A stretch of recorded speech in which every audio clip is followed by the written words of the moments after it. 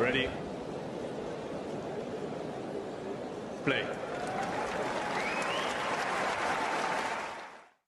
Hi everyone, and especially hello to you, Alex Eala fans. I want to highlight something though that you might not be aware of, which is the fact that you can become a member. Click that button that says join.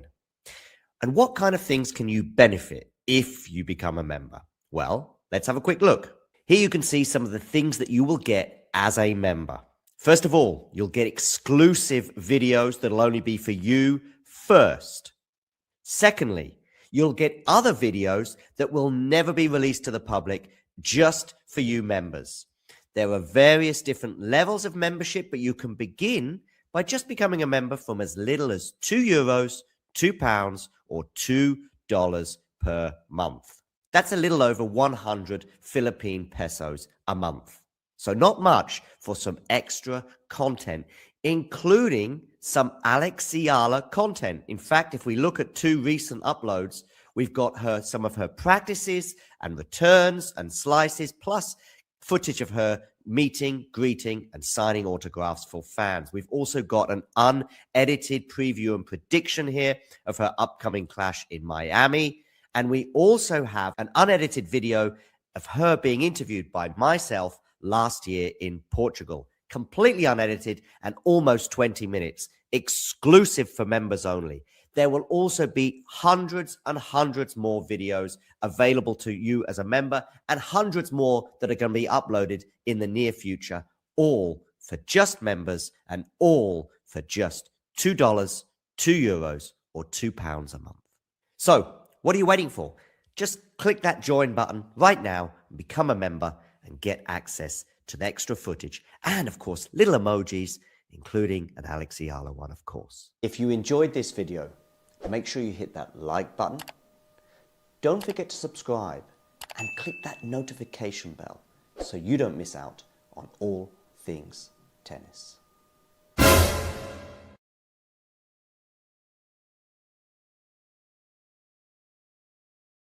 How do you put into fortifying that mental pressure or that mental fortitude? I'm curious how that process is for you. It's all about experience for me.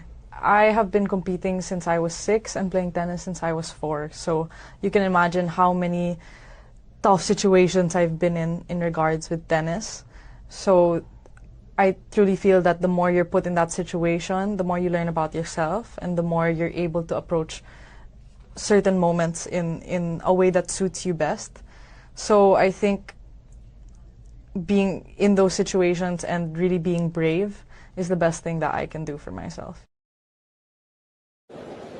Ready? Play. Where are we at with your game and your preference? Clay, grass, hard? What's your sort of preferred condition? I prefer hard court. It's the one I grew up in, and I think my game naturally is more suited to that. But I've been playing on clay for a long time as well. It's true that the clay season is shorter, much shorter than the hard season. But I love clay, and I'm just trying to get it to love me back. What is it about clay, do you think, for you and your game that makes it maybe a little bit more tricky than hardcourt, for example?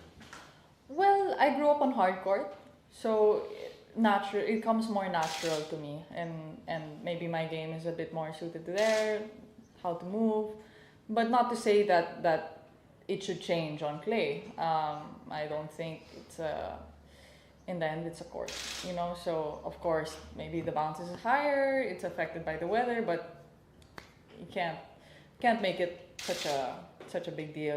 It's nothing to change my whole game over. So I believe that I can do just as well on clay as I can on hard. Yeah. If you enjoyed this video, make sure you hit that like button. Don't forget to subscribe and click that notification bell so you don't miss out on all things tennis. Ready? Play. Alex Eala, Okay, of course, her run in Miami in particular has caught the tennis world in many respects by storm, and particularly because she's from a part of the world with a huge population and clearly a huge interest in tennis, albeit not a great pedigree in terms of Filipino players, making it. Her run also in Miami, shocked everyone. With every single win, it was like, oh my goodness me, she's beaten, Madison Keys, but she's not going to beat, of course, Iga Swiatek. And what does she do? She goes and beats Iga Swiatek. I think even before that, she played Ostapenko and beat Ostapenko too, and very, very close match with Pegula and the emotion there. She's now going to be playing in Madrid. Clay is certainly nowhere near her best surface, certainly compared to hard, as she actually told me last week in an interview. Ready. Play.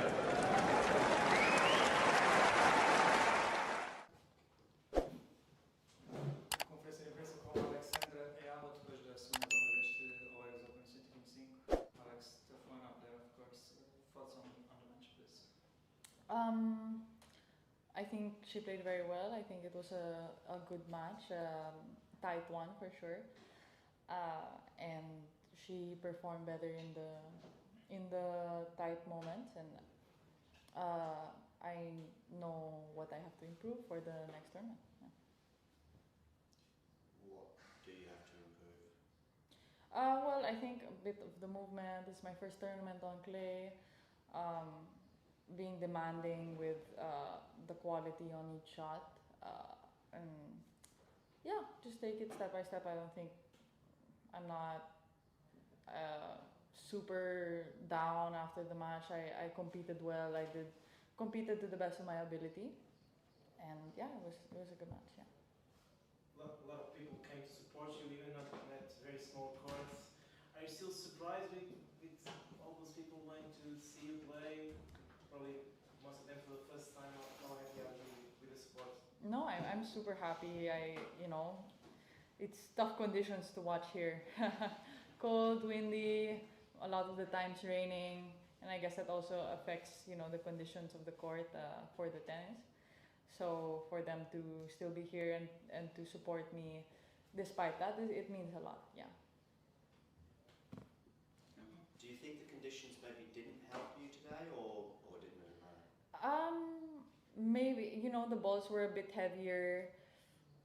I think the weather definitely affects clay courts more in terms of changes of condition than other surfaces. I can't say for sure that in the end it's the same. If the court's wet, the court's heavy. The court's heavy for her, the court's heavy for me. So maybe some certain aspects are advantages to certain game styles, but that's not for me to say. I can't say that it was a disadvantage or whatever. It's just how the court was today. Yeah. Mentally speaking, how tough was it to go from the central court in Miami to the small court 17 or 18? I mean, was it easy for you? Yeah, it was easy. In the end, I don't really care which court I play. I have to. This is the job. I don't expect now that I'm going to be in center court all the time. Yeah, you can't. I mean, you can't expect that. It's not a problem for me to be whichever court. Yeah. Yeah. Now Madrid and Rome coming. You played Madrid a couple of times. How excited are you to play those two big events like Legend in the top 100? That's where you are at the moment. And how excited are you for that? Super excited. It's Madrid. I always love going back there, and Rome will be my first time. So much to look forward to. I think, my goals for this clay season, especially after Miami, is just to do better than last year. To improve my game on clay. It's quite a short period of time compared to hard. So yeah, just to feel myself do better and feel myself keeping the level. Yeah. What is it about clay, do you think, for you and your game that makes it maybe a little bit more tricky than hard court, for example? Well, I grew up on hard court, so it comes more natural to me, and maybe my game is a bit more suited to there, how to move. but not to say that it should change on clay. I don't think it's in the end it's a court, you know. So of course maybe the bounce is higher, it's affected by the weather, but you can't make it such a big deal. It's nothing to change my whole game over. So I believe that I can do just as well on clay as I can on hard. Yeah. Just coming back to the match today, I mean, 1 or 2 points either way, and we could be looking at a third set, who knows. And there's one big point in the tie break, I think at 2-4 maybe, or 3-2, and I know you had the line checked. From where I was standing, it was difficult to tell, but you were pretty, keen to have the umpire come and have a look. Yeah, there was. Yeah, I think I'm trying to recall that point, but there were a lot of close. And I think that's the advantage of clay, is that you have the mark, and in the end, if it's really that close, then it's the decision of the umpire. You know, I saw what I saw, but in the end, she makes the final call. So nothing to say about that. Yeah. Of course, it was not easy the week as well because of the weather. But did you enjoy your staying in Lisbon? Or you came Of course, tough loss today, of course, but I think there's a lot of positives to take away. I had fun with the matches that I played, competing, and of course the club is super nice. Yeah, I think organized pretty good. I mean, you had to adapt a lot with the weather, so that's not in our control. Yeah. Okay. Thank you, Alex. Thank you. Thank you. If you enjoyed this video, make sure you hit that like button. Don't forget to subscribe and click that notification bell so you don't miss out on all things tennis.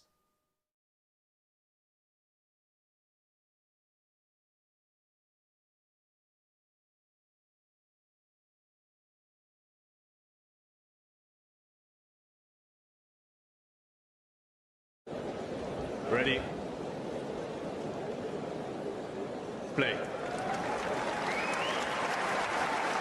And if you're wondering what this little thing is, well, let me tell you now, whether it be tea, coffee, or merely water, it tastes so much better from a talking tennis mug. And you know what? They can be yours if you wish to purchase one from our website. We've also got bags and stickers and hoodies and notebooks. Mira Andreeva. T-shirts as well, of course, coming in both black and white. And we've got a classic jumper for you as well, and many, many other things for you to purchase for excellent prices so you can look like some of the coolest people on the tour. If you enjoyed this video, make sure you hit that like button. Don't forget to subscribe and click that notification bell so you don't miss out on all things tennis.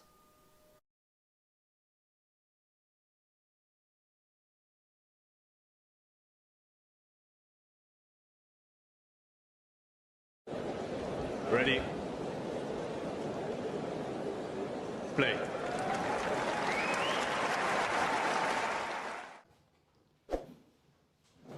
Confessei a versão com a Alexandra Eala depois da segunda ronda deste OES Open 125. Alex, tough one out there, of course. Thoughts on the match, please? I think she played very well. I think it was a good match, tight one for sure, and she performed better in the tight moments, and I know what I have to improve for the next tournament. Yeah. What do you have to improve? Well, I think a bit of the movement. This is my first tournament on clay.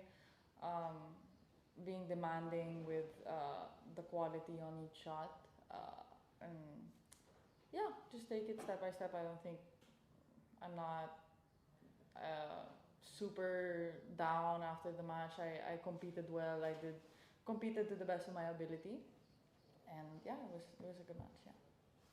A lot of people came to support you, even at very small courts. Are you still surprised with all those people wanting to see you play? Probably most of them for the first time. No, I'm super happy. It's tough conditions to watch here. Cold, windy, a lot of the times raining, and I guess that also affects, the conditions of the court for the tennis. So for them to still be here and to support me despite that, it means a lot, yeah. Do you think the conditions maybe didn't help you today, or didn't really matter? Maybe, the balls were a bit heavier. I think the weather definitely affects clay courts more in terms of changes of condition than other surfaces. I can't say for sure that in the end it's the same.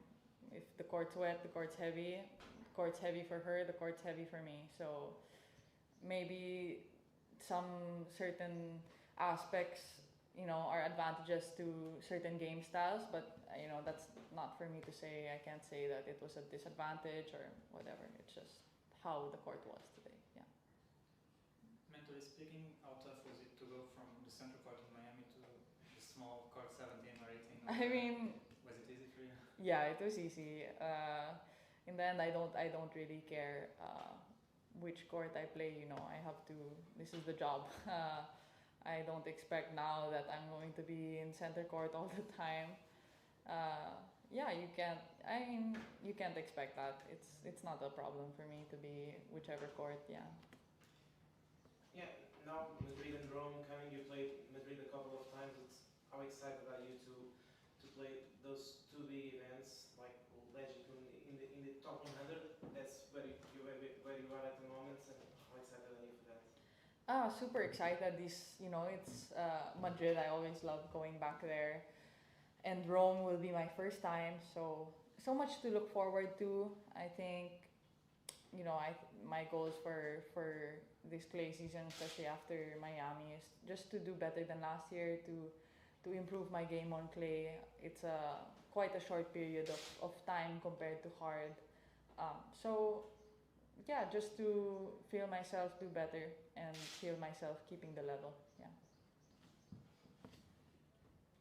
What is it about clay, do you think, for you and your game that makes it maybe a little bit more tricky than hardcourt, for example? Well, I grew up on hard court, so it comes more natural to me, and maybe my game is a bit more suited to there, how to move, but not to say that it should change on clay. I don't think in the end it's a court, so of course maybe the bounce is higher, it's affected by the weather, but you can't make it such a big deal.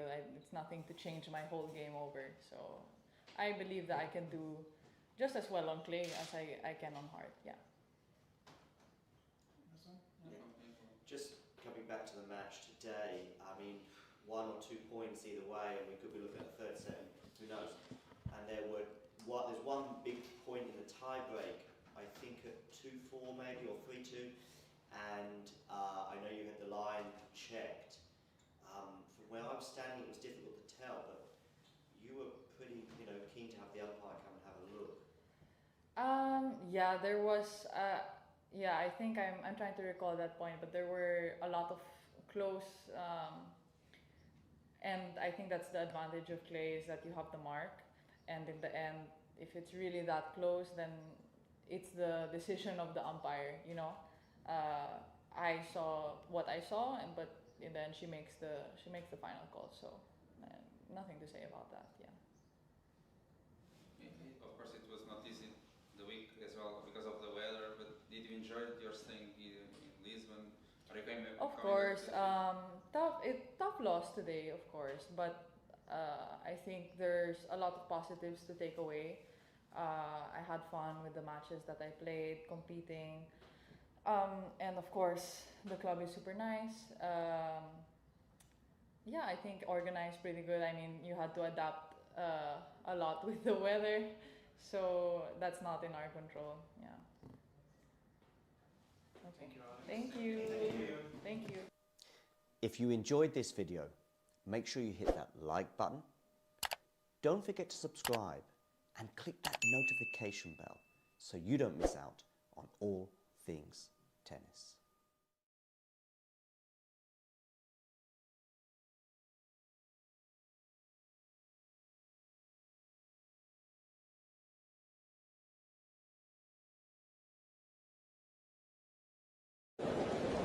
Ready. Play. And if you're wondering what this little thing is, well, let me tell you now, whether it be tea, coffee, or merely water, it tastes so much better from a talking tennis mug. And you know what? They can be yours if you wish to purchase one from our website. We've also got bags and stickers and hoodies and notebooks. Mira Andreeva. T-shirts as well, of course, coming in both black and white. And we've got a classic jumper for you as well, and many, many other things for you to purchase for excellent prices so you can look like some of the coolest people on the tour. If you enjoyed this video, make sure you hit that like button. Don't forget to subscribe and click that notification bell so you don't miss out on all things tennis.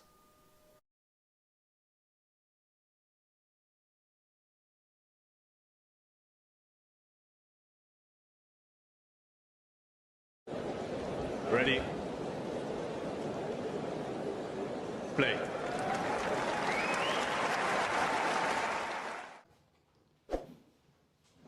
Confesso com a Alexandra Eala depois da segunda ronda deste Open 125. Alex, tough one up there, of course. Thoughts on the match, please? I think she played very well. I think it was a good match, tight one for sure, and she performed better in the tight moments, and I know what I have to improve for the next tournament. Yeah. What do you have to improve? Well, I think a bit of the movement. It's my first tournament on clay. Being demanding with the quality on each shot. And How is your serve? step by step, How is your nerve? 40-30, an hour and 31 minutes. Eala to serve here. Match point for position in the quarter. How is your serve and how is your nerve? 40-30, an hour and 31 minutes. Eala to serve here. Match point for position in the quarterfinals here in Berlin. Where are you going to go with this first serve? First serve lands in, but it's a good return from Rybakina. Now she's on the backhand. She's not going to make it, and Alex Eala gets the straight sets win. She goes, come on, as she beats, in my opinion, the best player in the world on this surface. 7-5, 6-5. And I remind you, ladies and gentlemen, this is a tennis player that has been called uncomfortable on grass by certain sections of the media who have absolutely no idea what they're talking about. And certainly shouldn't be having a microphone and a mouthpiece when it comes to tennis if you watch so little tennis that you don't understand. This is someone who is 8-1 now on this surface this year. This is someone who's had championship points on this surface at a 250. This is someone who has won a 125 on this surface. This is someone who's only been playing professional tennis on this surface for a couple of years now. She is an unbelievable grass court player whose serve is accentuated on this surface and whose return is rewarded on this surface and who can move pretty well on this surface and has just beaten the Wimbledon champion of 2022. Now, I still rank Elina Rybakina as the favorite, or certainly one of the top two favorites going into Wimbledon this year. But for Alex Eala, you can take a bow because you have just beaten Donna Vekic, who won the Queen's title last week in London. And now you've just beaten Elina Rybakina, who won the Wimbledon title in 2022. And both of them in 2 sets, albeit 2 tight sets. We're going to be looking at some of the stats from this match shortly, but I will remind you of just about how this came about. Alex Eala was only broken on serve once in this entire match, right? Broken once.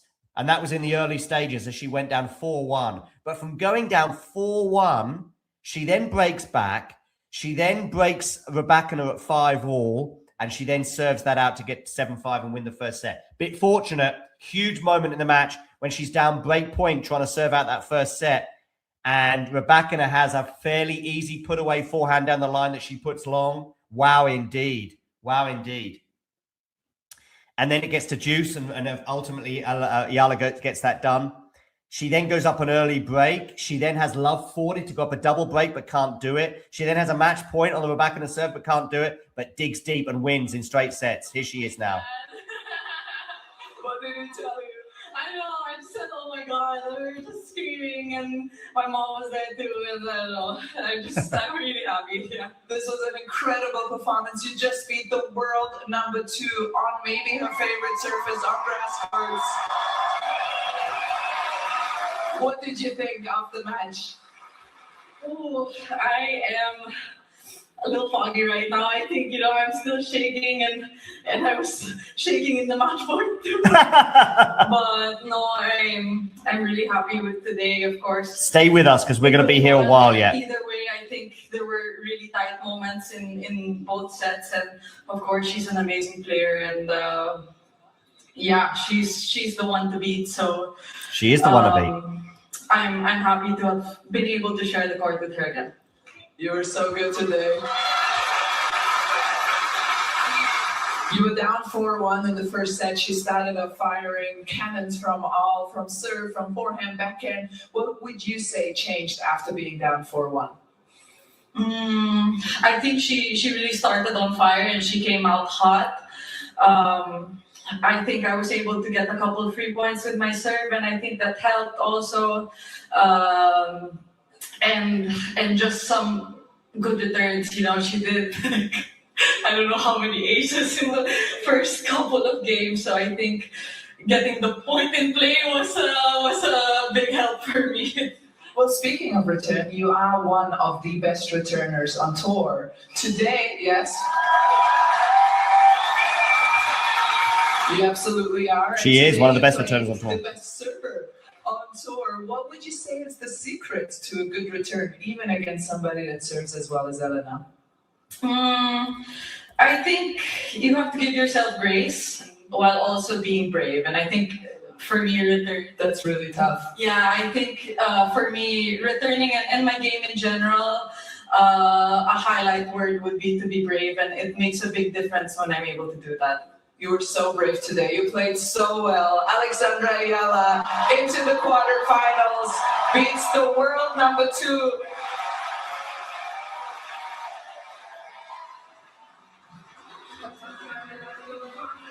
Okay, so Alex Eala is through to the quarterfinals in Berlin after a straight sets win. Yes, a straight sets win over Elina Rybakina. We reflect on this match just briefly. Thank you for all of you that are joining us right now. Please do hit that subscribe button if you haven't done so already. There it is. If you can hit that subscribe button, that would be much appreciated as we reflect on this marvelous win. Another straight sets win for Alex Eala.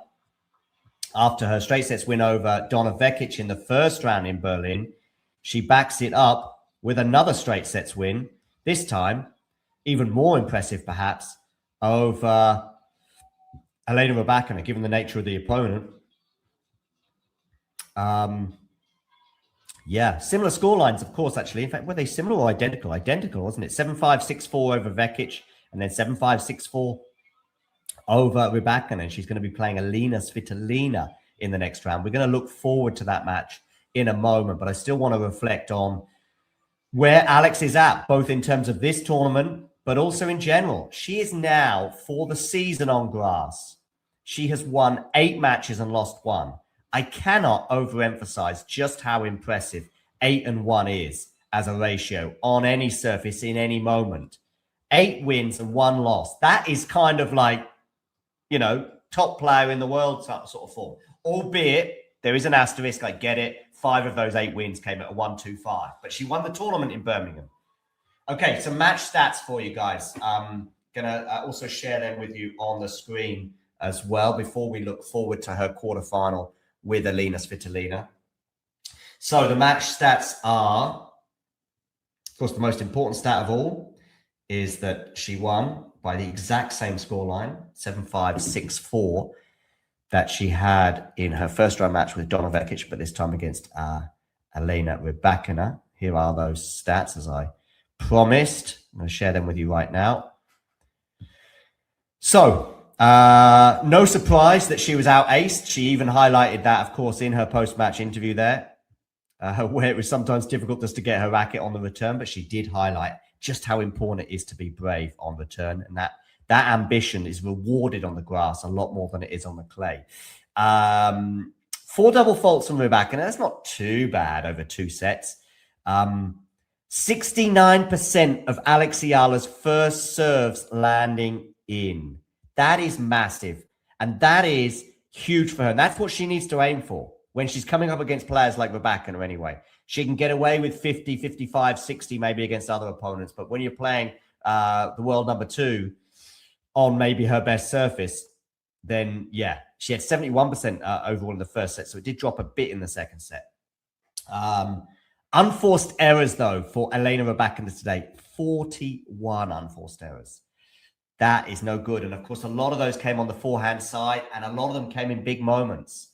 We saw just how relieved Eala was on a couple of occasions when Rybakina, there was 2 points that were just kind of identical at big moments. One in the first set when Rybakina had a breakback point as Eala was trying to serve out the first set at 6-5. And Rybakina's up in the rally, and she has a fairly routine forehand up the line to put away. It was a short ball, but she put it long. And there was a similar moment towards the end of that second set where Rybakina did exactly the same on a big point then. And that was 2 of the 41 unforced errors, and they were 2 huge moments. If she wins 1 or both of those points, Rybakina, because tennis can be literally just 1 point, changing a match, who knows what happens. Eala broken just once today. That's huge. And also, partly down to the 69% of her first serves landing in, but also the quality was there on some of those serves. Some of those body serves, Rybakina couldn't deal with. And that is where Alex is rewarded on the grass compared to other surfaces. Her serve is not as big a weakness on grass. Her return is bigger than ever on grass. And therefore, surface. As we see here, that's a point from the other day when she played John Beckett in the first round. Serve, yeah, I think the serve might be improving as well. Very good, Jake. Yeah, very good. Another reminder, please do hit that subscribe button as we head closer to 32,000 subscribers. Yeah. Anyway, Eala, back to Eala. Sorry, yeah. So she's won that match today, and yeah, I think the second set was a lot about mental toughness as well. Because, listen, think about it. She had love 40 on the Rybakina serve to go up a double break, right? And then Elina shows why she's a champion with some clutch play, with some clutch serving and excellent winners, and gets out of that hole and holds. And suddenly, I think that was 4-3, I think. So rather than being 5-2, Eala double break advantage and going to have 2 shots at serving it out, it's suddenly 4-3, and Eala's got to hold serve twice to potentially win. She holds serve to get to 5-3, and then Rybakina has to save a match point at 30-40. Again, some clutch play. Again, showing us why she's the number 2 in the world and won 2 Grand Slams, including one early on this year in Australia.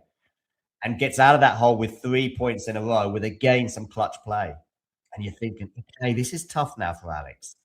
All about the first 2 or 3 points when trying to serve it out. And Eala goes down 15-30, and you're thinking, ooh. But then it's Alex's turn to say, look, I'm here, and I'm here to be reckoned with. I'm a serious tennis player, and especially on this surface. And she's the one who comes up with some great tennis play and some great grass court play. And she wins this match in Berlin.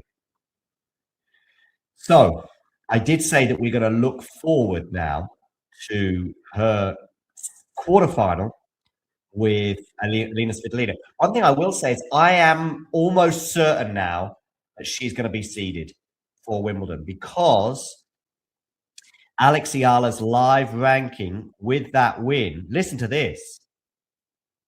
She is up to number 31 in the world in the live rankings, okay? That is now basically guaranteeing her she's going to be seeded, okay? because you need to be in the top 32 in the world to be seeded. We already know the absences of Hailey Baptiste, you can see on my screen right now, and we know Victoria Bocco. Both of those players are injured and therefore not going to be playing Wimbledon. So actually, you just need to be in the top 34. And with that win today, she guarantees a seeding at the upcoming tournament in Wimbledon, because her points gained in Eastbourne next week, well, I'm pretty sure she won't be playing tennis next week as she prepares for Wimbledon. Now, I think she should have got out early in Berlin, potentially today. Maybe she would have played next week. But I'm pretty sure Alex Eala will not want to play again. Having played one more week of grass court tennis compared to most of her peers with that WTA 125 in Birmingham from a couple of weeks ago, where she won the tournament there. And given the number of matches she's playing, she's winning a lot of tennis matches. If winning means you've got to play more, which is why she's played nine matches on this surface, whereas some players would not have even played 2 or 3 matches on the surface already. I'm pretty sure she won't play next week, irrespective of what happens in the quarterfinal against Elina. Should we have a look forward now to that quarterfinal with Svitolina, where let's check out the head-to-head between these two players. Also, let's have a quick look as well at where Svitolina's at in terms of her tennis. Of course, did she make the quarterfinals, I think, at the French Open before losing to Marta Kostyuk, her compatriot?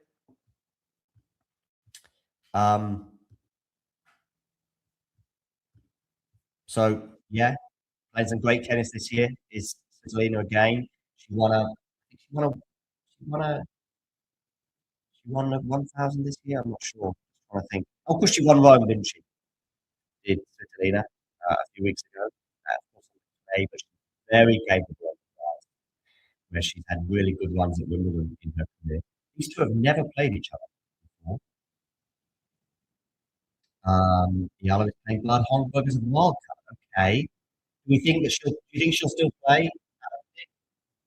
I'm not sure she will. I'm not sure it would be wise.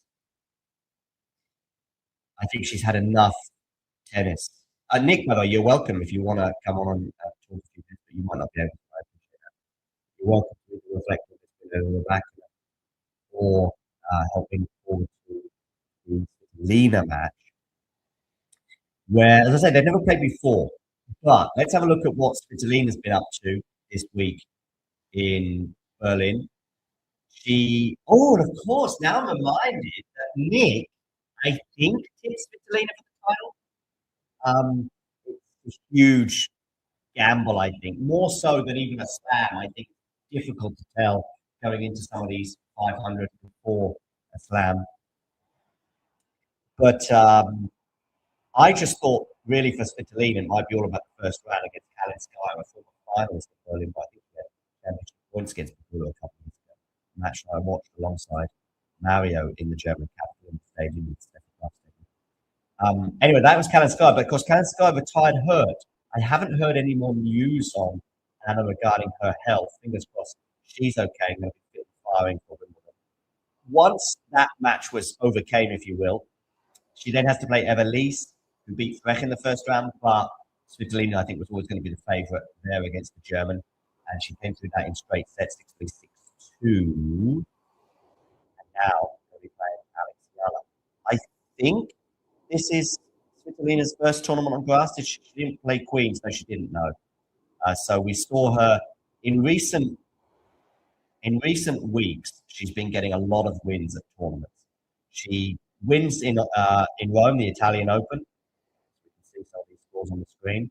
That, of course, is on clay, but still, I think form is important, whether it's whichever the surface.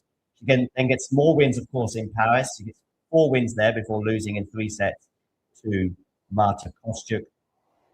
Then has a week or 2 off after 10 days off, more or less, after the French Open. Doesn't play either of the WTA tournaments last week in Queens.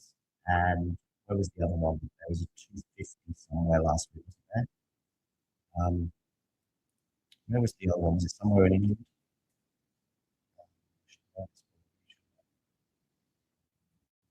WTA Tour calendar. Nottingham this week. What was the other tournament last week? Sorry, I know I'm digressing a bit here, but I'm just bugging me now. Someone's writing in the live chat right now what the tournament was last week. Oh, November Open, of course, yeah. So she chose not to play November Open. It's a surprise, I would suggest. Vekic winning one in Queens as a lucky loser. Qualified. I think she lost to Blink for qualified, but then got blown off the court by Lucano, and then Vekic went on to take the title. Vekic, of course, is very important when it comes to Alex Eala, because Vekic is someone that Eala has then beaten here in Berlin. 7-5-6-4. She got the identical scoreline again. Maybe that win and maybe both of those wins were unusually for Alex Eala, because often we look at this element of her game as being a reason for her losing. But maybe those wins were because of the serve. Yeah, you heard me. Because of the serve, ladies and gentlemen. Yeah, sure, the return was excellent. She's one of the best returns in the world. Oh, I keep cutting out, do I? Stops. I think it might be because of the audio on the other screen. I'll take that off. Maybe that's contributing to my negative audio. I'm now going to share the head-to-head on the screen. Maybe that's a better thing to share.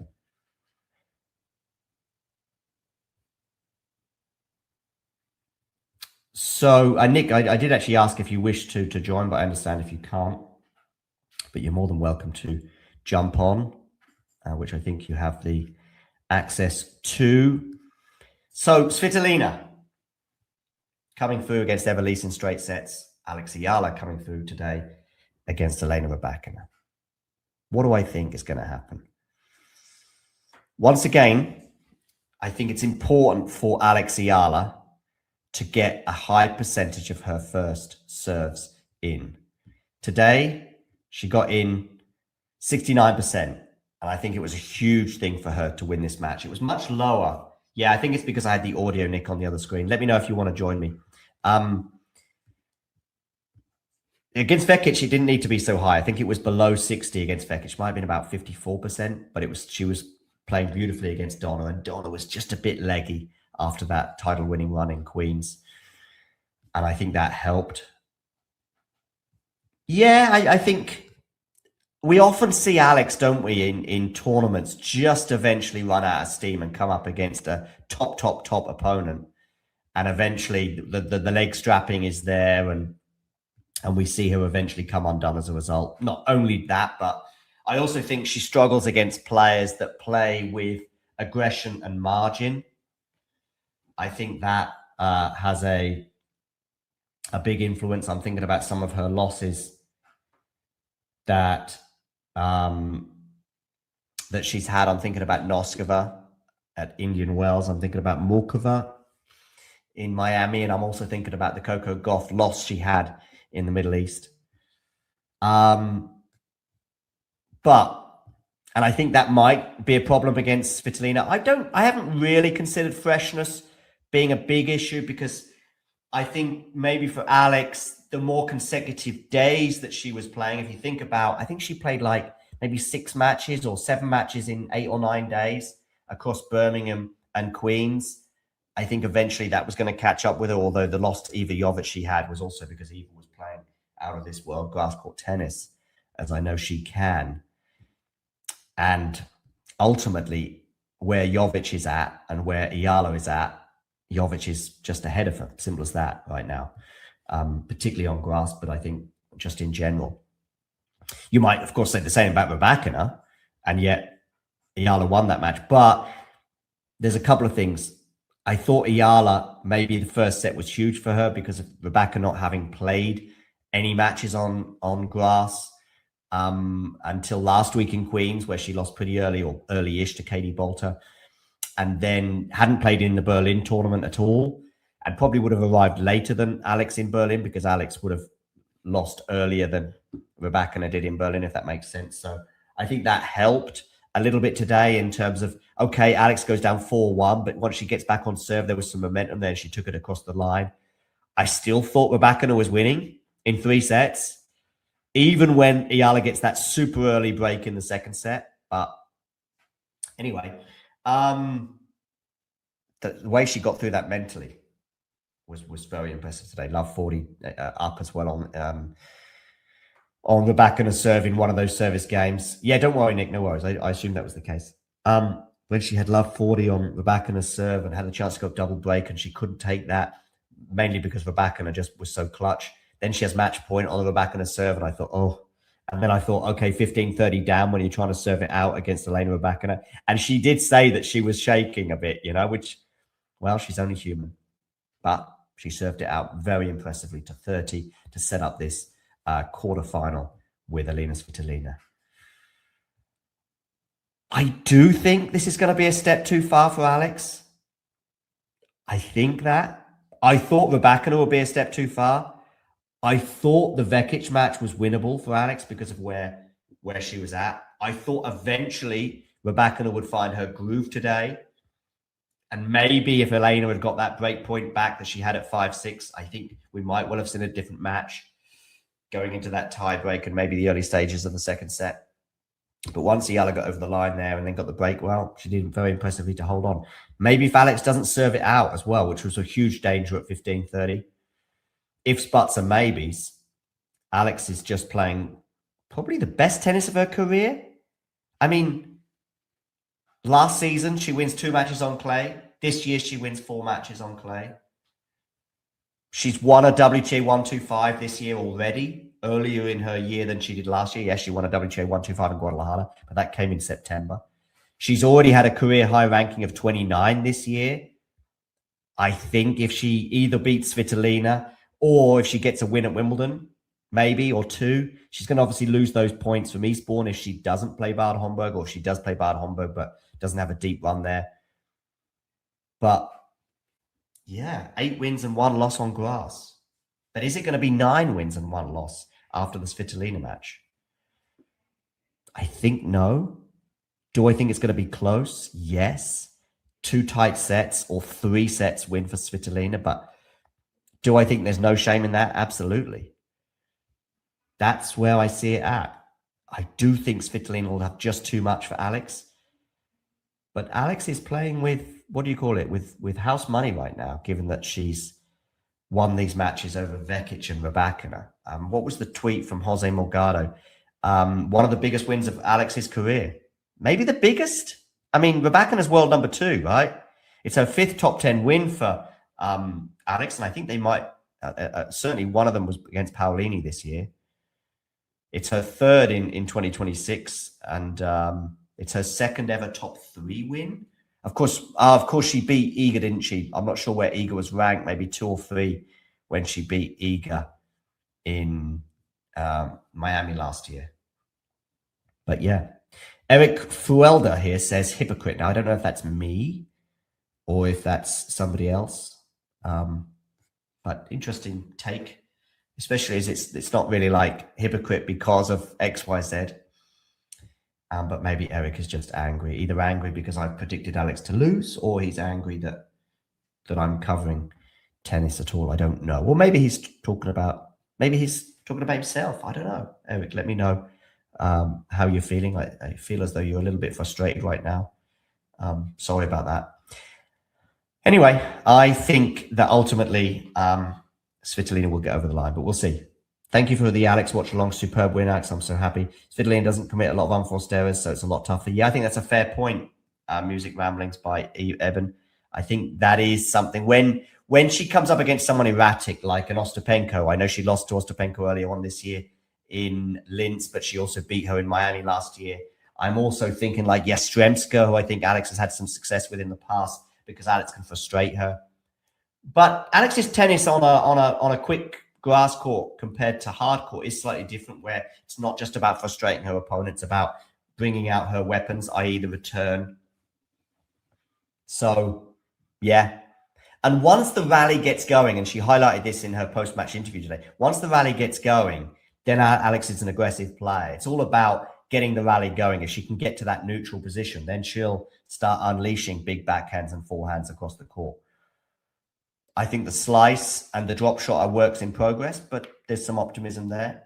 And maybe she's even turned a corner on the serve.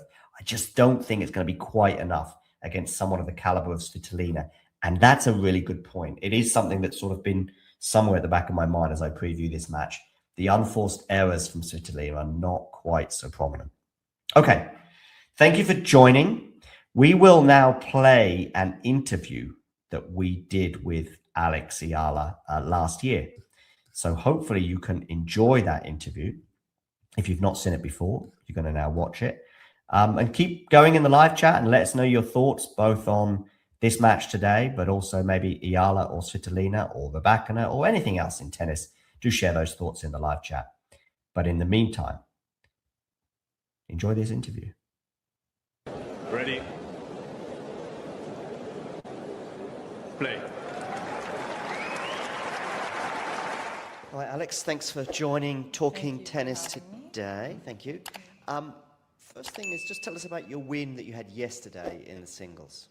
Well, it was a tough win, definitely. A lot of challenges with the weather, changing conditions. So I think it was a great way to start off the clay season. Cool. Talking of clay, where are we at with your game and your preference? Clay, grass, hard?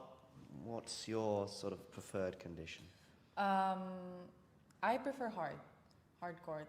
It's the one I grew up in, and I think my game naturally is more suited to that. But I've been, of course, I've been playing on clay for a long time as well. It's true that the clay season is shorter, much shorter than the hard season. But you know, I love clay, and I'm just, you know, trying to get it to love me back. Good. You're going to be playing Udvari next. Do you know much about her? And tell us what you're thinking ahead of that match. I've seen her around quite often. I've never played her before, but I think that's adds to, you know, the excitement of the match. But, you know, trying to go in with the same mindset as the match before, trying to stick with my shots and trust my tennis. Doubles with Katie today. Of course, you lost, but you beat her in Miami. Did you talk about that match at all? No, we haven't. She did congratulate me on, you know, that whole week, and she's a great sportsman. I think she's super nice, and we get along well. So I really enjoyed that doubles, even though we couldn't end up taking the win. But it's fun with her. Yeah. How has life changed since that Miami run for you, or has it not changed at all? A lot has changed technically, but I don't really feel, at the same time, not much has changed. It's hard to explain. I've had the same work ethic since I was young, so nothing in terms of how I go about my day has really changed. Of course, there's a big difference between last month and this month in terms of my results, my ranking, but when you focus on the things that, you know, I need to focus on, there's nothing much. Okay. Yeah. Do you feel any more pressure? I think it's normal to feel some pressure after a big run like this. But tennis is a game that has a lot of pressure in whichever moment that you're in your life. And I think that I've done the best I could with my mentality and talking with my team about how I can handle it, and hopefully that shows on court. The win over Iga, is that the best moment of your career so far, would you say? Of course. I think all of those, all the wins that week, and even the match against Jessica was such important moments in my life. Yeah. Yeah, sure. What about this? World number one or Grand Slam, if you could choose one? Grand Slam. Okay. Hands down. Which one? Wimbledon. Okay. Nice. But both. I mean, if I could, I would choose both. Yeah. Well, of course. Yeah. Okay. Have you heard about these comparisons maybe with Leylah Fernandez? I mean, obviously in terms of your game, you're both lefties. You both sometimes take the ball early. Are you familiar with these comparisons, and how do you feel about that? No, I'm not really familiar with those comparisons, but I think Leylah's a great player. Obviously, She did the final in US Open a couple of years back. So she's a trailblazer in her own way. I think I'm not so close with her. We've had a couple of interactions, but she seems like a nice girl. So not mad about that comparison at all. She's a good player. Yeah. Have you got a favorite shot? If I'm going to give you a shot, and this is match point to win Wimbledon, what is it? That's a good question. They asked me which one I prefer the other day, forehand and backhand. I was also kind of on the edge. I would say maybe a backhand cross court. Okay. Yeah. Cross court winner. But yeah, I don't know. It really depends. There's so many things that can happen during the match. Depends on the opponent, the court. But yeah, I think that one has been there from the beginning. Like now, I definitely have a lot of weapons aside from that that I've been working on. But I feel like that backhand just came natural from the beginning. Yeah. And have you ever dreamt and then you fall to the grass, for example, at Wimbledon? Have you ever dreamt about that? I think everybody's dreamt of that. Yeah, I have. So, yes. All right, I'm going to show you some pictures now, and I want you to tell me the first thing that kind of comes into your mind or just some of your thoughts. So. Yeah, this was, I believe, in Florida, if I'm not mistaken. I won like the Little Mo Grand Slam. It was, you had to get that trophy. The trophy, as you can see, is bigger than I am. Yeah. It was like the tallest trophy ever presented in junior tennis or something like that. That was a big thing. And we had to take it apart and ship it back home in a box. Yeah, so I bet that was difficult for my parents. But there's my brother as well. He competed also, and he was like 2 points away from winning that same trophy. Oh. Yeah, but such a happy memory in my young childhood. Yeah. Do you ever think about some of these moments when you're on the court? Do you ever think about your childhood? Do you ever think about something like this? No, on the court, no, I don't think about it. Definitely comes to mind when I start reminiscing on my whole journey, on what I've achieved in the past month. But on the court, it doesn't pop into my head. Yeah. Okay, Amazon Prime documentary. That's what this, because this is when I first became aware of you. What are your thoughts now, a few years later, on that?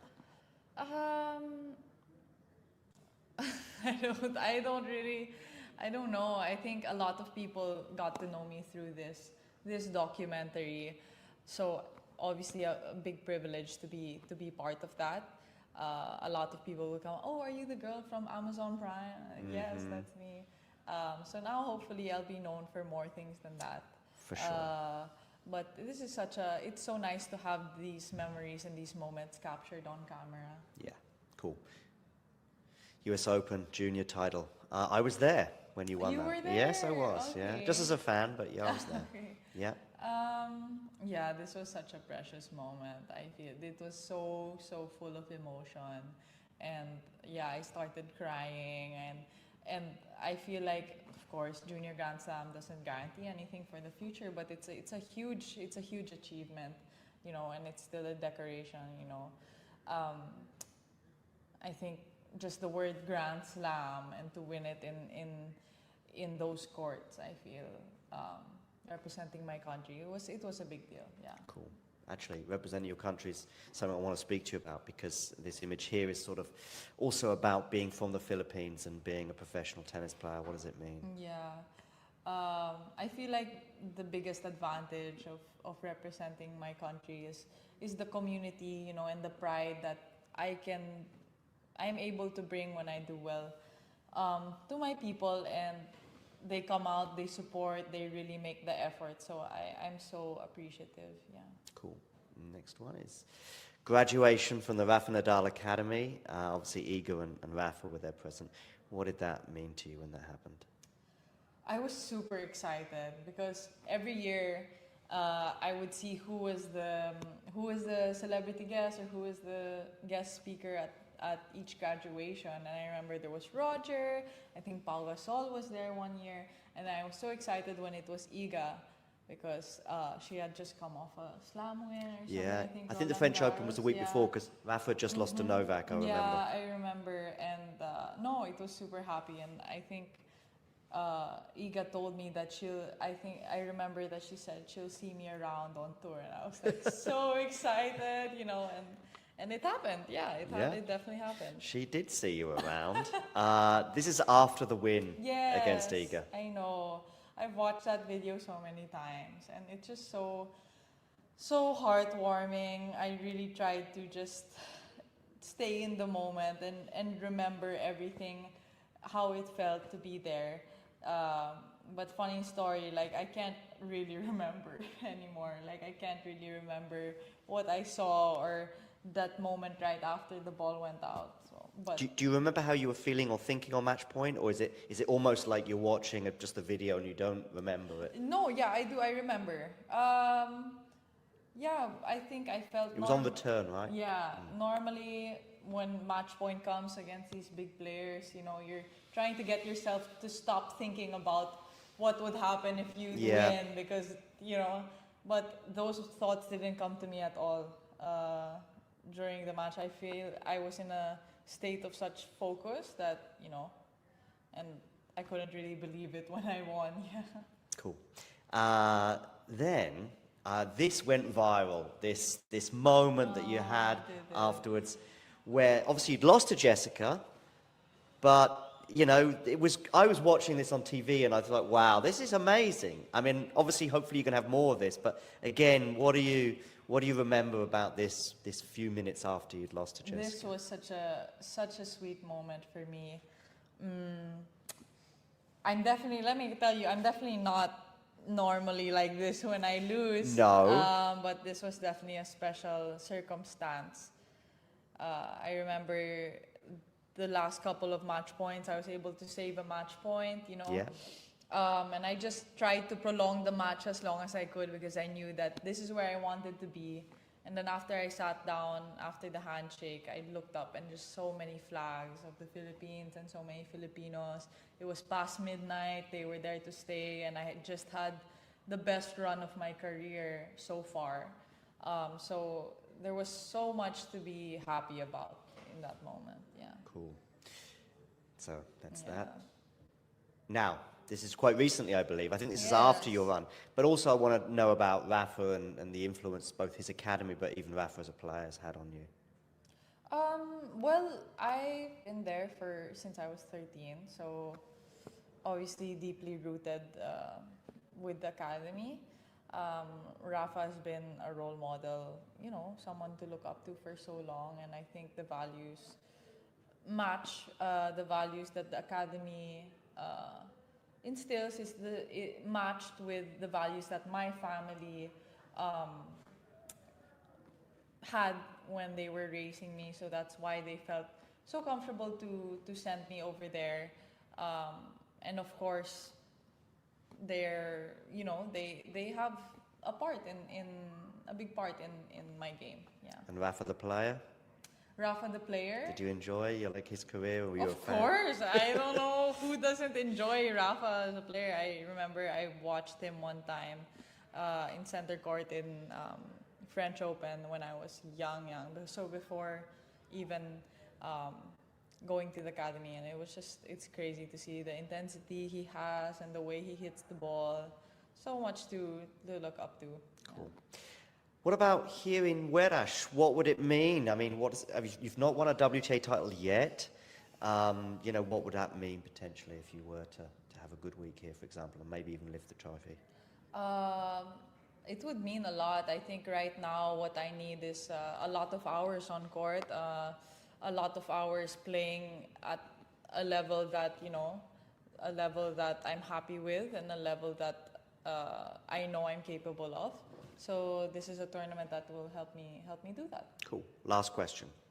I'd like to know about some sort of future goals, maybe even just for 2025. Okay. Do you look at sort of things like, you know, obviously you're going to be in the slam draw, you're going to be in the main draw now at the French Open. Perhaps that was a goal. But what about now? Because the goals never end, right? Of course. No, of course. My original goal for 2025 was to finish in top 100 or at least to touch it. And now that I have touched it, it's a lot of new territory for me. So I'm trying to take it match by match, and I feel that's also why this tournament is important, because I'm coming off from such a good week, and I'm starting the clay season. So I give myself the space to figure it out, and then we'll see what my next set of goals are. I'm sure my team already has their own set of goals, but personally, I want to see how the situation unfolds. But is winning a title, just a title of, whether it be 125, 250, is that one of the next goals? Yes, of course. You know, you always go into the tournament with the mindset that you can win it, and some tournaments maybe there's a lower chance of that happening, and some tournaments maybe there's a higher chance, but you'll always have a chance. I do have one more actually.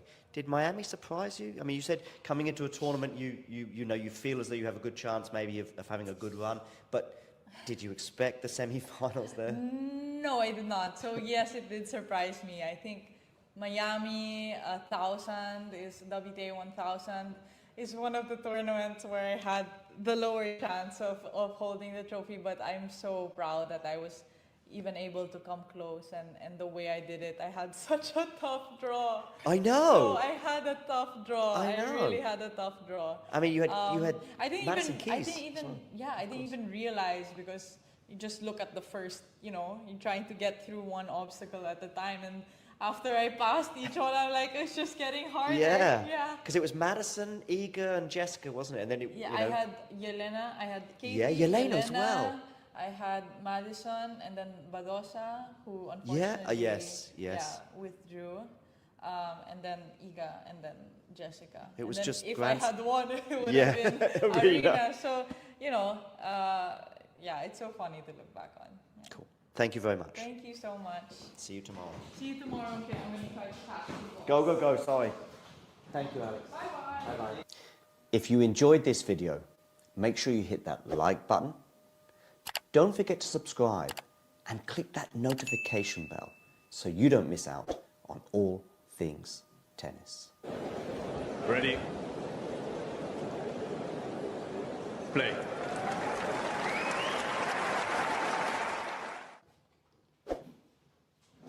Conferência de imprensa com a Alexandra Eala depois da segunda ronda deste OEX Open 125. Alex, tough one up there, of course. Thoughts on the match, please? I think she played very well. I think it was a good match, tight one for sure, and she performed better in the tight moments, and I know what I have to improve for the next tournament. Yeah. What do you have to improve? Well, I think a bit of the movement. It's my first tournament on clay. Being demanding with the quality on each shot, and yeah, just take it step by step. I don't think I'm not super down after the match. I competed well. I competed to the best of my ability, and yeah, it was a good match. Yeah. A lot of people came to support you, even at very small courts. Are you still surprised with all those people wanting to see you play? Probably most of them for the first time with the sport. No, I'm super happy. It's tough conditions to watch here. Cold, windy, a lot of the times raining, and I guess that also affects, the conditions of the court for the tennis. So for them to still be here and to support me despite that, it means a lot, yeah. Do you think the conditions maybe didn't help you today, or didn't really matter? Maybe, the balls were a bit heavier. I think the weather definitely affects clay courts more in terms of changes of condition than other surfaces. I can't say for sure that, in the end it's the same. If the court's wet, the court's heavy. The court's heavy for her, the court's heavy for me. So maybe some certain aspects, are advantages to certain game styles, but that's not for me to say. I can't say that it was a disadvantage or whatever. It's just how the court was today. Yeah. mentally speaking, how tough was it to go from the center court in Miami to the small court 17 or 18? I mean, was it easy for you? yeah, it was easy. In the end, I don't really care which court I play. You know, I have to. This is the job. I don't expect now that I'm going to be in center court all the time. Yeah, you can't. I mean, you can't expect that. It's not a problem for me to be whichever court. Yeah. Yeah, now Madrid and Rome coming, you played Madrid a couple of times. How excited are you to play those two big events like Legend in the top 100? That's where you are at the moment, and how excited are you for that? Super excited. It's Madrid. I always love going back there, and Rome will be my first time. So much to look forward to. I think, my goals for this clay season, especially after Miami, is just to do better than last year, to improve my game on clay. It's quite a short period of time compared to hard. Yeah, just to feel myself do better and feel myself keeping the level. Yeah. What is it about clay, do you think, for you and your game that makes it maybe a little bit more tricky than hard court, for example? Well, I grew up on hard court, so it comes more natural to me, and maybe my game is a bit more suited to there, how to move, but not to say that it should change on clay. I don't think in the end it's a court, so of course maybe the bounce is higher, it's affected by the weather, but you can't make it such a big deal. It's nothing to change my whole game over, so I believe that I can do just as well on clay as I can on hard. Yeah. Just coming back to the match today, I mean, 1 or 2 points either way, and we could be looking at a third set, and who knows. And there's one big point in the tie break, I think at 2-4 maybe, or 3-2, and I know you had the line checked. From where I was standing, it was difficult to tell, but you were pretty, keen to have the umpire come and have a look. Yeah, there was. Yeah, I think I'm trying to recall that point, but there were a lot of close. And I think that's the advantage of clay, is that you have the mark, and in the end, if it's really that close, then it's the decision of the umpire. I saw what I saw, but in the end, she makes the final call. So nothing to say about that. Yeah. Of course, it was not easy the week as well because of the weather. But did you enjoy your staying in Lisbon? Are you coming? Of course, tough loss today, of course, but I think there's a lot of positives to take away. I had fun with the matches that I played, competing, and of course the club is super nice. Yeah, I think organized pretty good. I mean, you had to adapt a lot with the weather, so that's not in our control. Yeah. Okay. Thank you. Thank you. If you enjoyed this video, make sure you hit that like button. Don't forget to subscribe and click that notification bell so you don't miss out on all things tennis.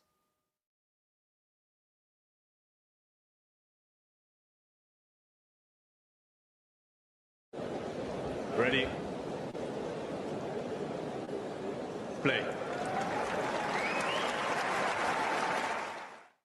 Hi everyone, and especially hello to you, Alex Eala fans. I want to highlight something though that you might not be aware of, which is the fact that you can become a member. Click that button that says join. And what kind of things can you benefit if you become a member? Well, let's have a quick look. Here you can see some of the things that you will get as a member. First of all, you'll get exclusive videos that'll only be for you first. Secondly, you'll get other videos that will never be released to the public, just for you members.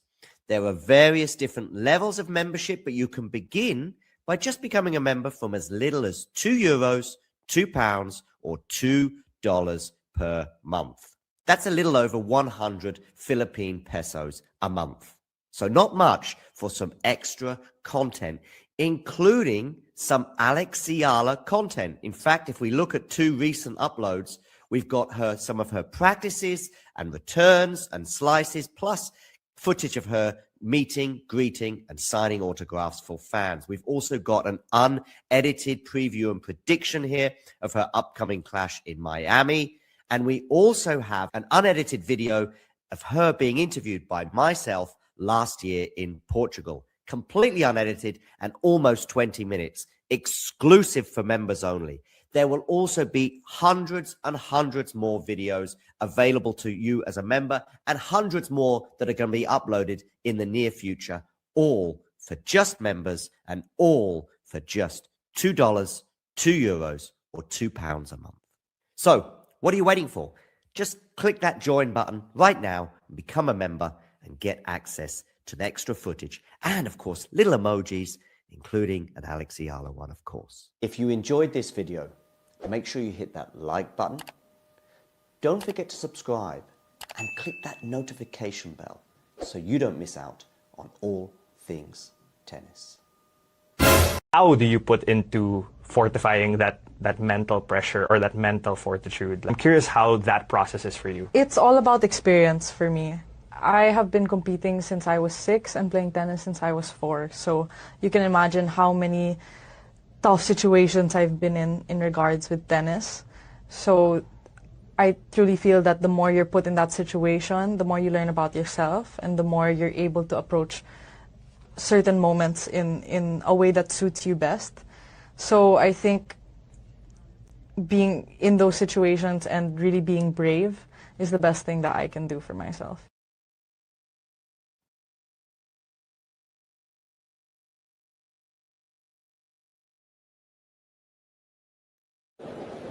Ready? Play. Hi everyone, and especially hello to you, Eala fans. I want to highlight something though that you might not be aware of, which is the fact that you can become a member. Click that button that says join. And what kind of things can you benefit if you become a member? Well, let's have a quick look. Here you can see some of the things that you will get as a member. First of all, you'll get exclusive videos that'll only be for you first. Secondly, you'll get other videos that will never be released to the public, just for you members. There are various different levels of membership, but you can begin by just becoming a member from as little as €2, £2, or $2 per month. That's a little over 100 Philippine pesos a month. So not much for some extra content, including some Eala content. In fact, if we look at 2 recent uploads, we've got some of her practices and returns and slices, plus footage of her meeting, greeting, and signing autographs for fans. We've also got an unedited preview and prediction here of her upcoming clash in Miami. And we also have an unedited video of her being interviewed by myself last year in Portugal. Completely unedited and almost 20 minutes, exclusive for members only. There will also be hundreds and hundreds more videos available to you as a member, and hundreds more that are going to be uploaded in the near future, all for just members and all for just $2, €2, or £2 a month. So what are you waiting for? Just click that join button right now and become a member and get access to the extra footage and, of course, little emojis, including an Eala one, of course. If you enjoyed this video, make sure you hit that like button. Don't forget to subscribe and click that notification bell so you don't miss out on all things tennis. I want to address something right now which is going on social media, and it's regarding Eala, and it's people getting angry and upset when Eala loses a tennis match, by the way. They're going, look, see, this is why you shouldn't be so hyping her up. What is this hype all about? Let me tell you now, there is no Eala hype. She is living in your heads rent-free, as are the fans, by the way, which I think is a marvelous thing for tennis. And as someone who wants tennis to expand and be welcomed in other parts of the world and welcome those into tennis with open arms. You guys that are actually trying to quell that are actually saying, no, I want to keep tennis just for me and the small amount of elites that already are within the sport. I want to see it expand, and I'm wonderfully welcoming to a part of the world such as the Philippines, which has been yearning and is obviously desperate for a sports star to fill the chasm, the void that is obvious and apparent in the wake of the retirement of Manny Pacquiao. Now they have it in Alex Eala. No one is saying that Alex Eala is going to be a Grand Slam winner anytime soon or reaching world number one. And by the way, this is where you guys that are feeling in the hate on her and saying, why are you hyping her up? No one's hyping her up. And we know that you're conflating the two issues of hype and excitement and drama, all of which Alex Eala definitely brings to tennis. But it's obvious that you're getting the two conflated because you actually get more angry in the wake of an Alex Eala loss, going, look, there you go, that proves it. That shows that she's not going to be doing this. No one. You won't find one single expert former player suggesting she's going to be making top 10 or even possibly top 20. And yet she is world number 32. She's the 32nd best tennis player in the world. That is what she's being recognized for in terms of her tennis ability. But of course, there's a much more wider significance. And if you look at a bit of tennis history, I think it's quite important. You become to realize that not everybody is just about winning titles, about what they can bring to the sport. And what Alex Eala is certainly delivering right now in terms of fandom and interest in the sport. I sometimes wonder, by the way, those of you that are getting really annoyed by this, you're actually really angry about the excitement that she brings and the seats that she fills within a stadium. I sometimes wonder if you get tennis, if you get sport, or even if you get life.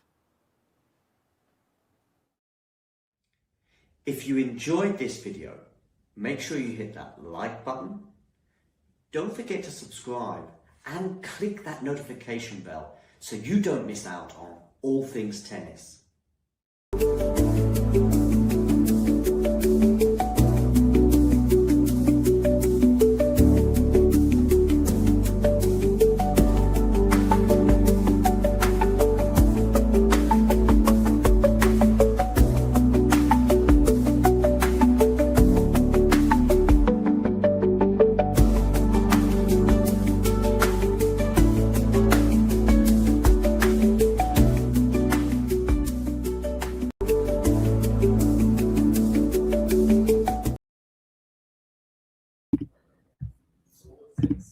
Well, I thought I'd just join to just tell you that Aryna Sabalenka is serving for the match against Bartenkova. And what an epic match it has been. The reason I'm bringing that to your attention is because when this match finishes, oh, she's just missed an easy forehand. When this match finishes, it will be time for Alex Eala and Elina Svitolina.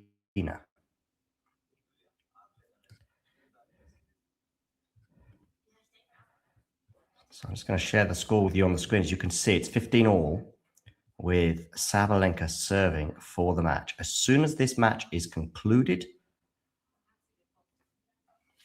and it's looking like it could be any moment because she's just got an ace down the tee to go up 30-15. But boy, oh boy, what a match it has been.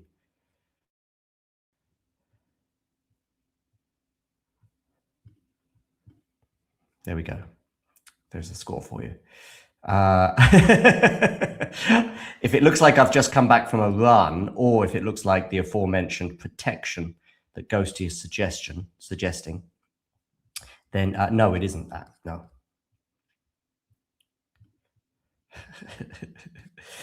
Anyway, 2 points away is Sabalenka here, and I think she's just double faulted. Has to make it the hard way, of course.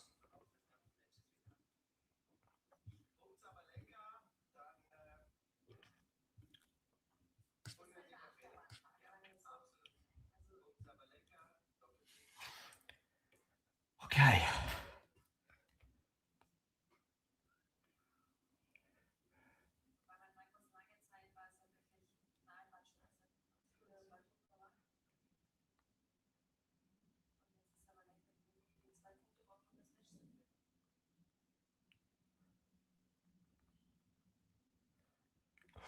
Good evening, Jake. Serve out wide. Now she's on top of this point, but can she win it from here? Thought about coming into the net, and we're going to get a match point. Bartonkova's backhand breaks down. So match point, Arina Sabalenka after 2 hours and 20 minutes. We will, of course, have Alex Eala against Elina Svitolina coming up shortly. Will that be in 10 minutes from now if Sabalenka gets over the line? Or will it be 20 minutes from now because we're going to a tie break? Those are all, of course, guesstimates, but I think you know what I mean in terms of it being soon. Okay, Sabalenka to serve out wide. And the return just lands in. And Barnkova, cool as a cucumber with that forehand winner, saving a match point, getting a great shot. Promotion around the grounds. One of those sort of flashy things that says, and when I say flashy things, I don't mean ghosty. You know, one of those sort of scoreboard flashy things around the whatever. Deuce. Ace out wide. Match point number 2 for Arina Sabalenka, who I don't think I need to remind you, but maybe I do. I think she was down a set and a double break on grass. And yet here we are. She's been up a break in the early stages of this set as well, but then got broken back. So it's been a bit of a roller coaster. Second match point. Serves down the tee, block return, drop shot from Arina. It's not going to be good enough, but that's going to sit up nicely for her, is it? No, she puts the backhand into the net. A net cord, fortunate for Bartonkova.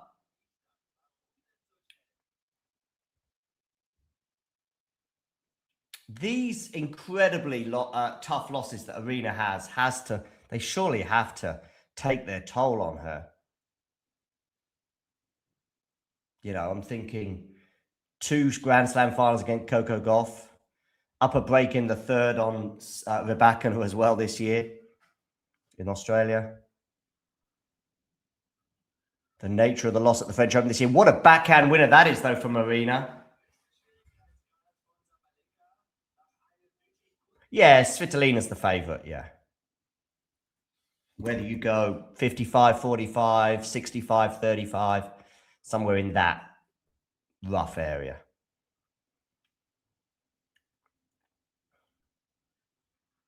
That's what I would say.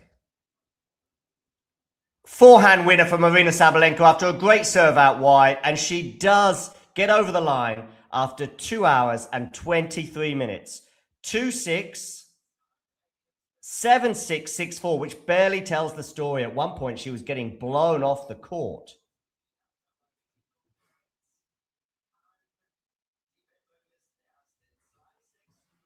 Yeah.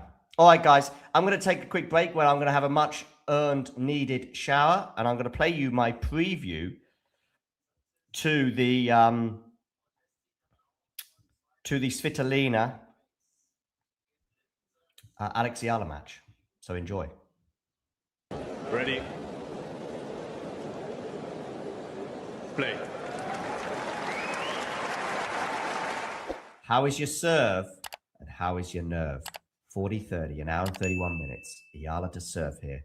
Match point for position in the quarterfinals here in Berlin. Where are you going to go with this first serve? First serve lands in, but it's a good return from Rybakina. Now she's on the backhand. She's not going to make it, and Alex Eala gets the straight sets win. She goes, come on, as she beats, in my opinion, the best player in the world on this surface. So she's won that match today, and yeah, I think the second set was a lot about mental toughness as well. Because, listen, think about it. She had love 40 on the Rybakina serve to go up a double break, right? And then Elina shows why she's a champion with some clutch play, with some clutch serving and excellent winners, and gets out of that hole and holds. And suddenly, I think that was 4-3, I think. So rather than being 5-2, Eala double break advantage and going to have 2 shots at serving it out, it's suddenly 4-3, and Eala's got to hold serve twice to potentially win. She holds serve to get to 5-3, and then Rybakina has to save a match point at 30-40. Again, some clutch play. Again, showing us why she's the number 2 in the world and won 2 Grand Slams, including one early on this year in Australia. And gets out of that hole with 3 points in a row with, again, some clutch play. And you're thinking, okay, this is tough now for Alex. All about the first 2 or 3 points when trying to serve it out. And Eala goes down 15-30, and you're thinking, ooh. But then it's Alex's turn to say, look, I'm here, and I'm here to be reckoned with. I'm a serious tennis player, and especially on this surface. And she's the one who comes up with some great tennis play and some great grass court play. And she wins this match in Berlin. So I did say that we're going to look forward now to her quarterfinal with Elina Svitolina. One thing I will say is I am almost certain now that she's going to be seeded for Wimbledon, because Alex Eala's live ranking with that win, listen to this, she is up to number 31 in the world in the live rankings, okay? That is now basically guaranteeing her she's going to be seeded, okay? Because you need to be in the top 32 in the world to be seeded. We already know the absences of Hailey Baptiste, you can see on my screen right now, and we know Victoria Bocco. Both of those players are injured and therefore not going to be playing Wimbledon. So actually, you just need to be in the top 34. And with that win today, she guarantees a seeding. Did she make the quarterfinals, I think, at the French Open before losing to Marta Kostyuk, her compatriot? So, yeah, playing some great tennis this year. Is Svitolina again. Of course, she won Rome, didn't she? Did Svitolina a few weeks ago. These two have never played each other. Where, as I said, they've never played before. But let's have a look at what Svitolina's been up to this week in Berlin. And of course, now I'm reminded that Nick, I think, tips Svitolina for the title. She then has to play Evelise, who beat Frech in the first round, but Svitolina, I think, was always going to be the favourite there against the German, and she came through that in straight sets, 6-3, 6-2. And now we'll be playing Alex Eala. I think this is Svitolina's first tournament on grass. She didn't play Queens, no, she didn't know. So we saw her in recent weeks. She's been getting a lot of wins at tournaments. She wins in Rome, the Italian Open. That, of course, was on clay, but still, I think form is important, whether it's whichever the surface. She then gets more wins, of course, in Paris. She gets 4 wins there before losing in 3 sets to Marta Kostyuk. Maybe that win and maybe both of those wins were unusually for Alex Eala, because often we look at this element of her game as being a reason for her losing. But maybe those wins were because of the serve. Yeah, you heard me. Because of the serve, ladies and gentlemen. Yeah, sure, the return was excellent. She's one of the best returners in the world. I'm now going to share the head-to-head on the screen. Maybe that's a better thing to share. So, Svitolina coming through against Evelise in straight sets. Alex Eala coming through today against Elena Rybakina. What do I think is going to happen? Once again, I think it's important for Alex Eala to get a high percentage of her first serves in. Today, she got in 69%, and I think it was a huge thing for her to win this match. It was much lower. Against Vekic, it didn't need to be so high. I think it was below 60 against Vekic. It might have been about 54%, but she was playing beautifully against Donna, and Donna was just a bit leggy after that title-winning run in Queens. And I think that helped. Yeah, I think we often see Alex, don't we, in tournaments, just eventually run out of steam and come up against a top opponent. And eventually the leg strapping is there, and we see her eventually come undone as a result. Not only that, but I also think she struggles against players that play with aggression and margin. I think that has a big influence. I'm thinking about some of her losses that she's had. I'm thinking about Noskova at Indian Wells. I'm thinking about Murkova in Miami. And I'm also thinking about the Coco Gauff loss she had in the Middle East. And I think that might be a problem against Svitolina. I haven't really considered freshness being a big issue, because I think maybe for Alex, the more consecutive days that she was playing, if you think about, I think she played like maybe 6 matches or 7 matches in 8 or 9 days across Birmingham and Queens. I think eventually that was going to catch up with her, although the loss to Eva Jovic she had was also because Eva was playing out of this world grass court tennis, as I know she can. And ultimately, where Jovic is at and where Eala is at, Jovic is just ahead of her. Simple as that right now, particularly on grass, but I think just in general. You might, of course, say the same about Rybakina, and yet Eala won that match. But there's a couple of things. I thought Eala, maybe the first set was huge for her because of Rybakina not having played any matches on grass until last week in Queens, where she lost pretty early or early-ish to Katie Bolter, and then hadn't played in the Berlin tournament at all, and probably would have arrived later than Alex in Berlin, because Alex would have lost earlier than Rybakina did in Berlin, if that makes sense. So I think that helped a little bit today in terms of, okay, Alex goes down 4-1, but once she gets back on serve, there was some momentum there. She took it across the line. I still thought Rybakina was winning in 3 sets, even when Eala gets that super early break in the second set. But anyway, the way she got through that mentally was very impressive today. Love 40 up as well on Rybakina's serve in one of those service games, when she had love 40 on Rybakina's serve and had a chance to go double break, and she couldn't take that, mainly because Rybakina just was so clutch. Then she has match point on the Rybakina's serve, and I thought, oh. And then I thought, okay, 15-30 down when you're trying to serve it out against Elina Rybakina. And she did say that she was shaking a bit, which, well, she's only human. But she served it out very impressively to 30 to set up this quarterfinal with Elina Svitolina. I do think this is going to be a step too far for Alex. I think that. I thought Rybakina would be a step too far. I thought the Vekic match was winnable for Alex because of where she was at. I thought eventually Rybakina would find her groove today.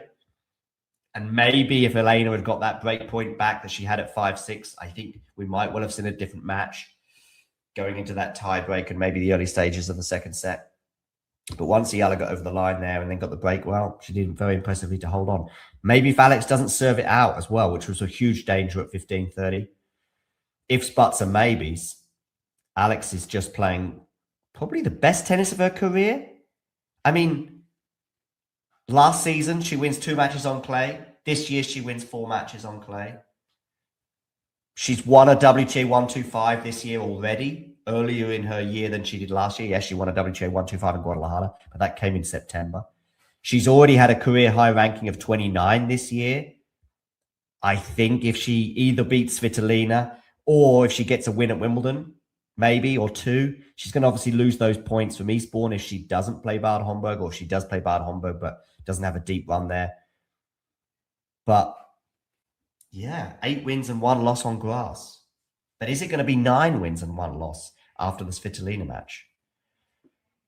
I think no. Do I think it's going to be close? Yes.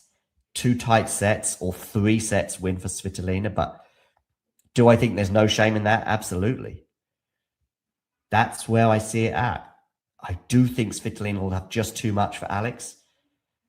But Alex is playing with, what do you call it, with house money right now, given that she's won these matches over Vekic and Rybakina.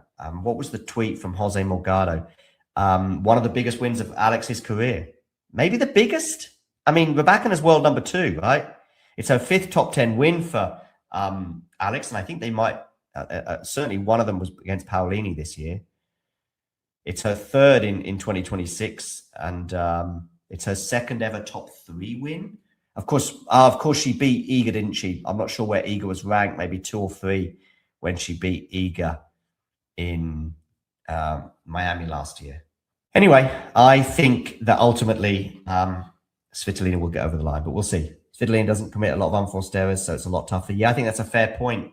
Music ramblings by Eben.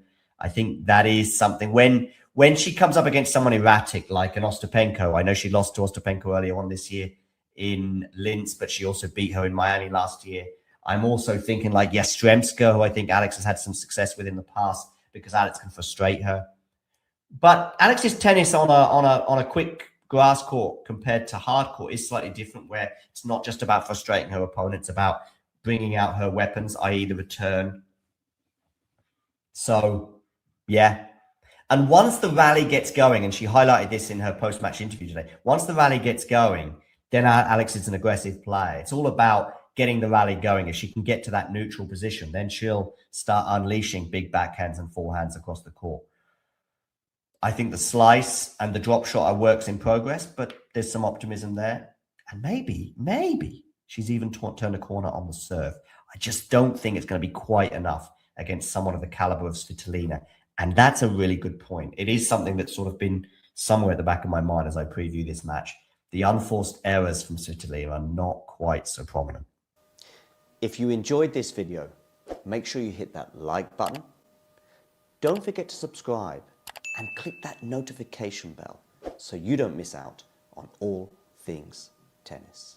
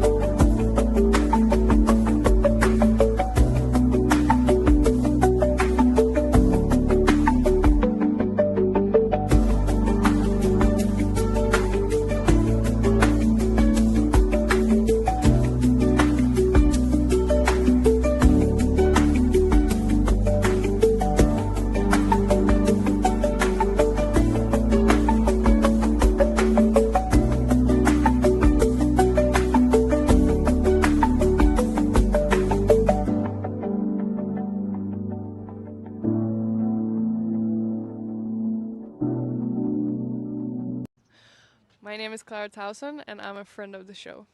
Boom. I am Francisca George, and I'm a friend of the show. Perfect. Hi, my name is Susan Leemans, and I'm a friend of the show.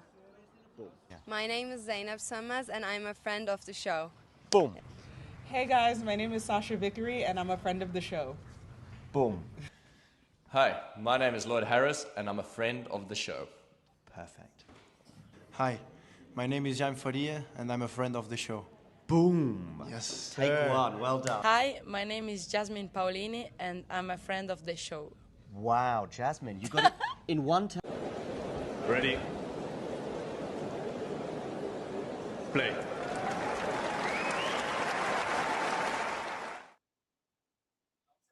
Well, hello there. Howdy. Wow. I'd be saying maybe. Neither of you are from that part of the US. Does that howdy work in California or the East Coast?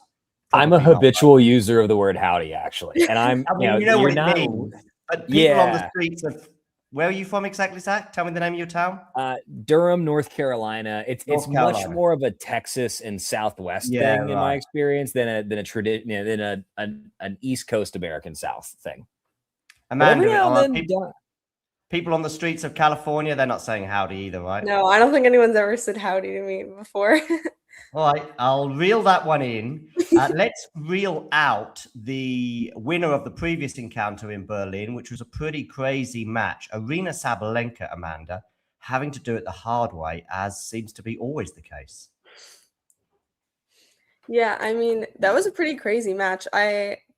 I started watching at the start of the second set, and it seemed like Bartenkova was just completely in control. She went up 4-love, I think. And then Sabalenka just slowly started turning it around. And the third set was really, really back and forth. And honestly, I wasn't sure who was going to win until the end. I mean, listen, most of my viewing experience for that match was the classic, what's going on Google. And, oh, she's down a set in a double break. Oh, she's got one of the breaks back. Now the momentum was with her. And so on.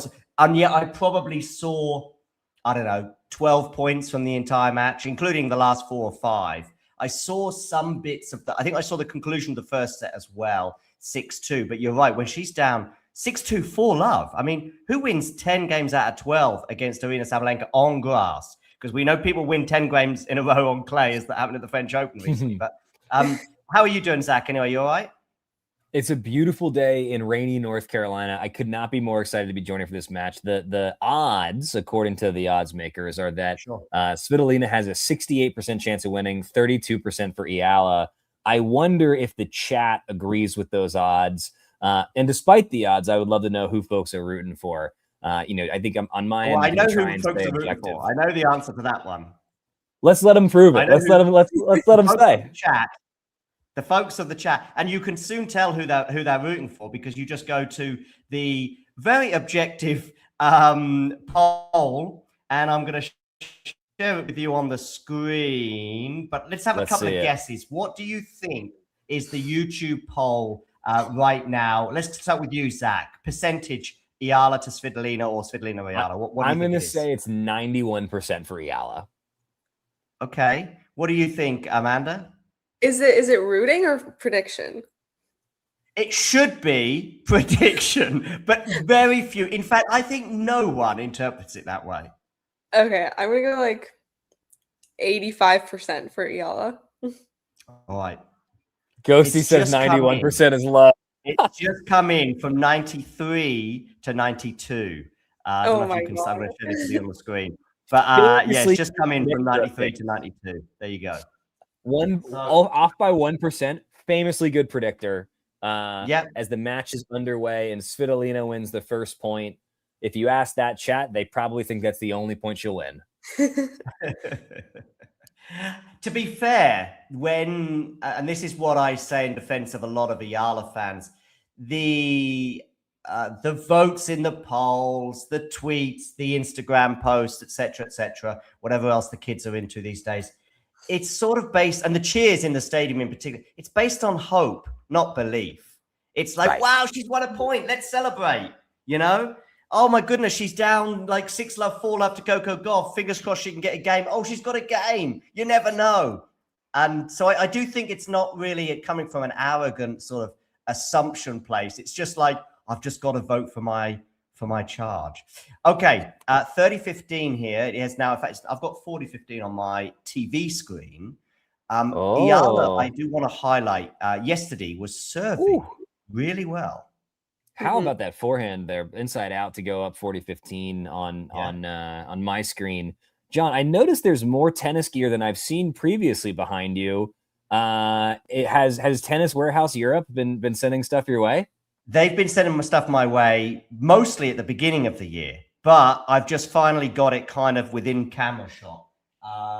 That's kind of what I actually got a shoe rack, which, would you believe it, transformed as I see Eala holds. I got a shoe rack, which kind of transformed my apartment because it meant all the shoes that were chaotically placed around the apartment got smartly placed in a particular location. This bookcase that you can now see behind me was then moved here and now can be seen depending on how many people on the stream, depending on how I do things. So if I do something like, I don't know, maybe if I do that, maybe you see a bit more, for example. But if we go back like that, then you just see a little bit less.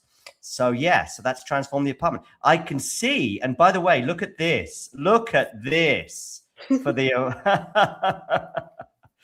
Wow. I'm gonna leave you three just to have a little chat, but I'll be in and out for at least the first set and maybe. I just want to welcome America's favorite au pair, Sir Fergus Gavin. How are we doing, man? Zach. I'm good, thank you. How are you? And Amanda, I don't believe we've met. Yeah, I don't think so. Nice to meet you. Nice to meet you too. I think this is great that you two are my adult supervision. I'm really looking forward to that. You never need adult supervision. Actually, sorry, you always need adult supervision. There we go. I was like, oh, that's a better way of putting it. So as Svitolina double faults on her first service point of the match to go down, love 15. I believe both of y'all are in university. Are you on break or are you still taking those classes? I'm on break. I've been on break for like a month now. Yeah. Hell yeah. The more you pay, the less you go. Love American education. Oh, it's the same here. Don't worry. The more you pay, that you actually don't go. I have friends that finished the 7th of April. What? And it's, What? 7th of That's April. so early. Yeah, ridiculously early. It's just like, what are Ooh. you paying $9,000 a year for? Absolutely nothing. That's so mean. $9,000 a year. We don't need to get into what American universities cost. Yeah, but we don't would need to talk about that. Yeah, if you got a massive scholarship, that's what you would pay here. As Svitolina down 15-30, Eala looking to get a break early, extend the rally here. Don't see it on grass that Right often, back and in on the line. ooh, Yeah, big forehand. Now has 2 break points. Eala on grass is excellent. Who was I saw the other day that was like, it was like they had just discovered that Eala was like good on grass. They were like, guys, you know what? She actually might be like quite good on the surface. And they're like, hold on, she made the final at Eastbourne. She's got a 125. Like, what do you mean she might be good on grass? Like, as she breaks, return winner. Straight up. Wow. And so speaking of being good on grass, I mean, I look at Svitolina's game and it strikes me that this is probably not the ideal surface for her style, but I'd be curious if y'all agree with that assessment. Yeah, I mean, she's had most of her success on clay, so I feel like usually you don't get players who are super good on clay and super good on grass. I mean, obviously there's some exceptions, but I don't know, I think she doesn't like to be rushed as much, and I feel like the grass, obviously plays much faster than clay.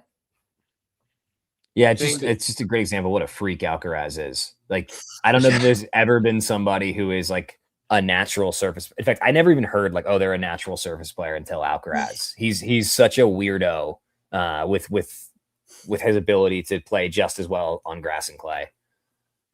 Alcaraz is like a real freak in that sense, as though like I mean, Nadal won obviously 14 Roland Garros, but 2 Wimbledons, and then Federer won, 7 Wimbledons and 1 Roland Garros. So, you don't see them that often, switching between the two, but Alcaraz kind of has. I mean, he has two each. So yeah. And since you're asking, Fergus, yes, this is a Carolina Hurricanes hat, the winner of the Stanley Cup. Big moment for North Carolina. Big moment for America, really continuing to extend our streak over American teams winning over Canadian teams in the Stanley Cup. I believe the last time a Canadian team won, Amanda and you, Fergus, had not been born yet. I just find it funny how you guys find the need to say we're the champions of the world at a sport that involves maximum two countries. Whoa. Okay, hold on. So one, that's Scandinavia erasure, Eastern Europe erasure. Because it's I'm not just talking about ice hockey right now. I'm talking about like you guys like. No, that's a fair take. That's a fair take. You baseball. You're like, God, oh my God, like the Pistons, like the champions of the world. Like it's just America. What do you mean? You guys are like, you guys have not played anyone outside America. You cannot be the champion of the world. Okay. One. Japan exists. South Korea exists. Yeah, but they don't play in your league. That's the whole point. They don't play in your league. You can't say, oh, we're the champions of the world when you don't have anyone else from a different country in that league. It would be interesting if they were to do Champions League style leagues for other sports besides soccer. Like a baseball Champions League with, the top 4 teams from the MLB, top 4 teams from Korean Baseball League and Japanese Baseball Leagues would be a ton of fun. I don't know that is really doable outside of, you kind of have to stay on the same general time zones. Yeah. Like the Champions League, what's the furthest East nation that sends people to the Champions League? As Eala is about to go up 3-love potentially here. As she falls over hitting a forehand, actually, so it'll be Juice. Svitolina still in this game.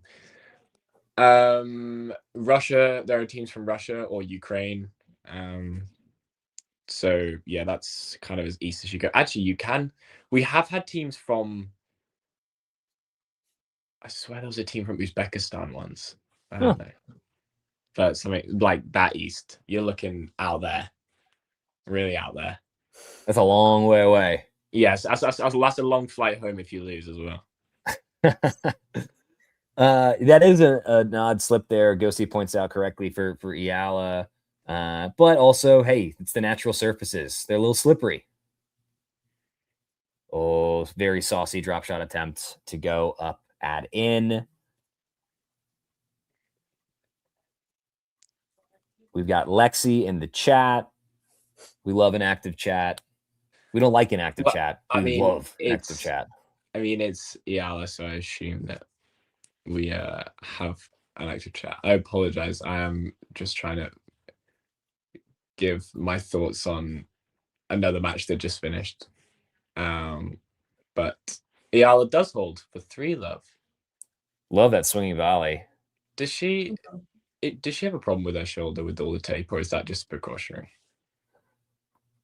It's tough to tell. I hope precautionary, but look, this every player makes an adjustment when they kind of start playing these high level matches consistently. It's just a different level of exertion than anybody in the world is really built for. So my guess is it is a mixture of proactive and reactive, and just adjusting to the demands of being on tour. Amanda, what do we think? Yeah, I mean, I feel like you see a lot of players just with tape in every match. I feel like it is mostly preventative and just, just in case, just for safety. So I think we can assume, I mean, obviously we can't assume everything's fine, but from what we've seen, I don't think she has any issues right now. Yeah. And the 92% of Talking Tennis subscribers and viewers who predicted Alex Eala are probably feeling pretty darn smart right now. She's off to as good of a start as she possibly could get out to. Let's see if she keeps the momentum rolling, or if Svitolina can get herself on the board here with the stronger. 93% up again. I'd love to know who those 7% of people are. I'd love to know who's voting for Svitolina. They're not. I can tell you for a fact they're not Filipino. I can tell you. I can tell you for a fact that they're not. They're probably the Svitolina fans. Who's a massive Svitolina fan that is always in the chat? Oh my god, he's also. I want her to get one so bad. I have to confess that I'm typically a Svitolina homer, but also I know who the audience is, and you got to play to the crowd. And so for this match, I'm a firm neutral. Well played, Zach. Well played. Courageous, actually, in some ways. I do believe that's what they call you, courageous, Zach. In the streets of Manila, that's what they say about me. Indeed. Svitolina up 15 love here. As she's playing Bad Hamburg next week, as in finale. I mean, it's only quarters, right? So even if she loses today, which we don't know, obviously, I think she'd still play, even if she made semis. But I can't believe we have 2 weeks of grass and then it's Wimbledon qualifying.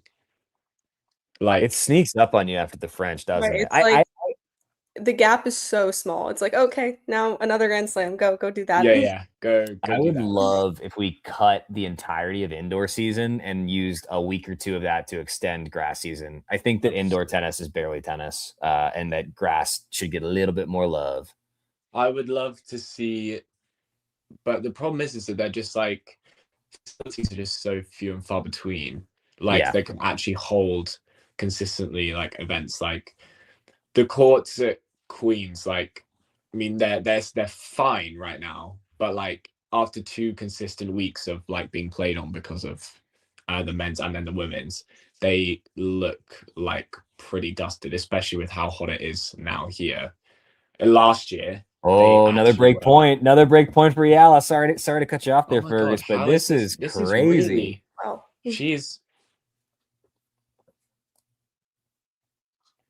She makes it. My word, that was close. Svitolina saves the break point. You're a little bit ahead. Oh, sorry, apologies. Like I can't even see where the ball is landing. Yeah, I genuinely didn't even. I don't think Eala was convinced it was going wrong, and then because she looked like she was let it go. I see Erling Haaland's name pop up in the chat, and he is, to me, one of the funniest athletes ever to exist, because it seems like, in addition to the great physical gifts that he's got, he's not hindered by having received great mental gifts. Like, his strength and part of why he's so good is how little he thinks, and I think that's just hilarious and a ton of fun. His interview is about, like, what do you think about during a soccer match? He's like, try to score goals. And they're like, no, like, come on, like, what else? And it's like, what else is there to think about? And there's just nothing happening behind those eyes other than score goal, score goal, score goal. And maybe there's something to be learned. Lexi, he's awesome at soccer. He's a ton of fun to watch. He seems like a swell fella. I don't think he's going to win Celebrity Jeopardy, though. I don't think I've heard the word swell being used this century. So I'm glad that you brought that into my life, Sam. Thank you. I feel like that's a good way to describe him, though. Like that tracks. He is swell. Like, would he be a fun dinner party guest? Yes, No, but he also he wouldn't would not. He'd be a terrible dinner party guest. Come on, he'd have to have like a good story or two, right? I can imagine him sat at the end of the table just completely.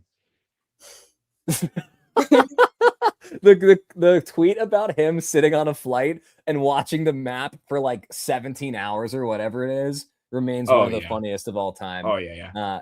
Svitolina on the board now. Eala serving up 15 love. Sorry, chat, for taking us off the rails with my silly thoughts about Erling Haaland, but I stand by all of them.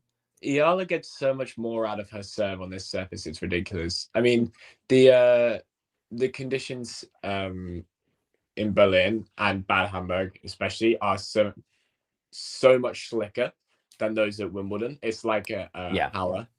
Like, so if you land that first, it's such first strike tennis. I said that I had this conversation with you when we were doing Wawrinka de Jong. Yeah. That the two best types of tennis to watch is women's grass tennis and men's clay tennis, and I stand by that. That's a great take. 1,000% agree. Yeah. That is the only. I think men's grass tennis can be good, but I think there's like one kind of person that I would never ever watch on a grass court, and like if I'm looking at GMP, Opelka. Oh God. Don't even say that out loud. Horror. Don't even make us think about that. That is just horror. I would rather get waterboarded than watch that match. I actually in a don't best of blame 5. you. Yeah. I genuinely don't blame you. Honestly, I feel like it would be kind of entertaining just to see how many tie breaks they could play.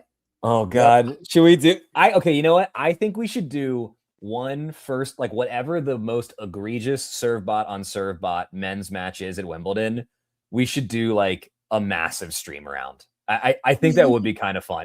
If GMP and Opelka get around one matchup, let's just have a bad time. So funny. No, I would literally rather get waterboarded. I would. Ooh, interesting question from Ghosty. Who do we put in like the Mount Rushmore of bot territory? Well, Isner has to be. Yeah, Isner obviously. And then you're probably looking at like I'm thinking bot territory is like serve, and then the guy has like the no backhand whatsoever. Like the backhand is like my backhand's better than it, you know? So I'm thinking you can't say Karlovic like because the guy won a slam, right? You can't really. You can say Karlovic. I mean look, he's number 2 career all time in aces. You know, he's got 2 of the top 3, ace seasons. Isner behind him. Like same deal for Goran Ivanisevic, right? Like, is he a serve bot? Like, not like yes, but he won a slam, so not really. But also, like, I mean, the guy had a pedestrian backhand. Like, you see a backhand like that on courts where you can walk on and play. Would just like to clarify, Eala holds for 4-1.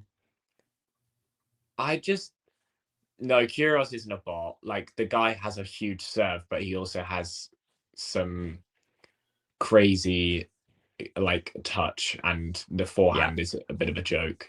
I'm not a fan of Kyrgios by any means. I was actually quite happy when he lost the other day, but I think you can't say that he's a bot. Yeah. He has a big serve, but he has so many other elements to his game that you can't really call him a bot. I guess Query, he's I didn't realize that Query was like 7 in the all-time like serve list. Raonic, I think Raonic is a fair shout.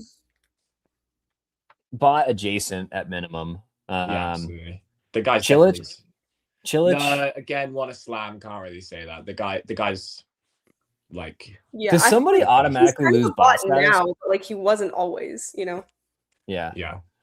Do you And automatically lose bot status if you win a slam? Yes, I would say so. I'm not sure quite what's happening with our screen, but producer John says it's his Wi-Fi is causing issues. It is 4-1 Eala. Svitolina is serving up 15 love. They're an extended rally here.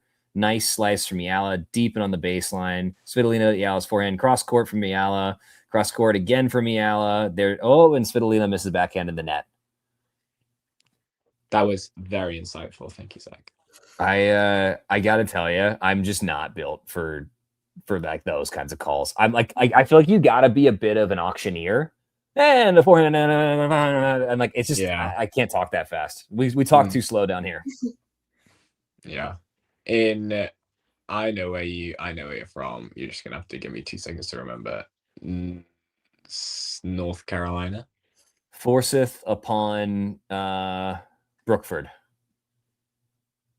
What? Not an English city? No, I don't know. I love to say fake English cities to Fergus and have him just look upon me with disgust.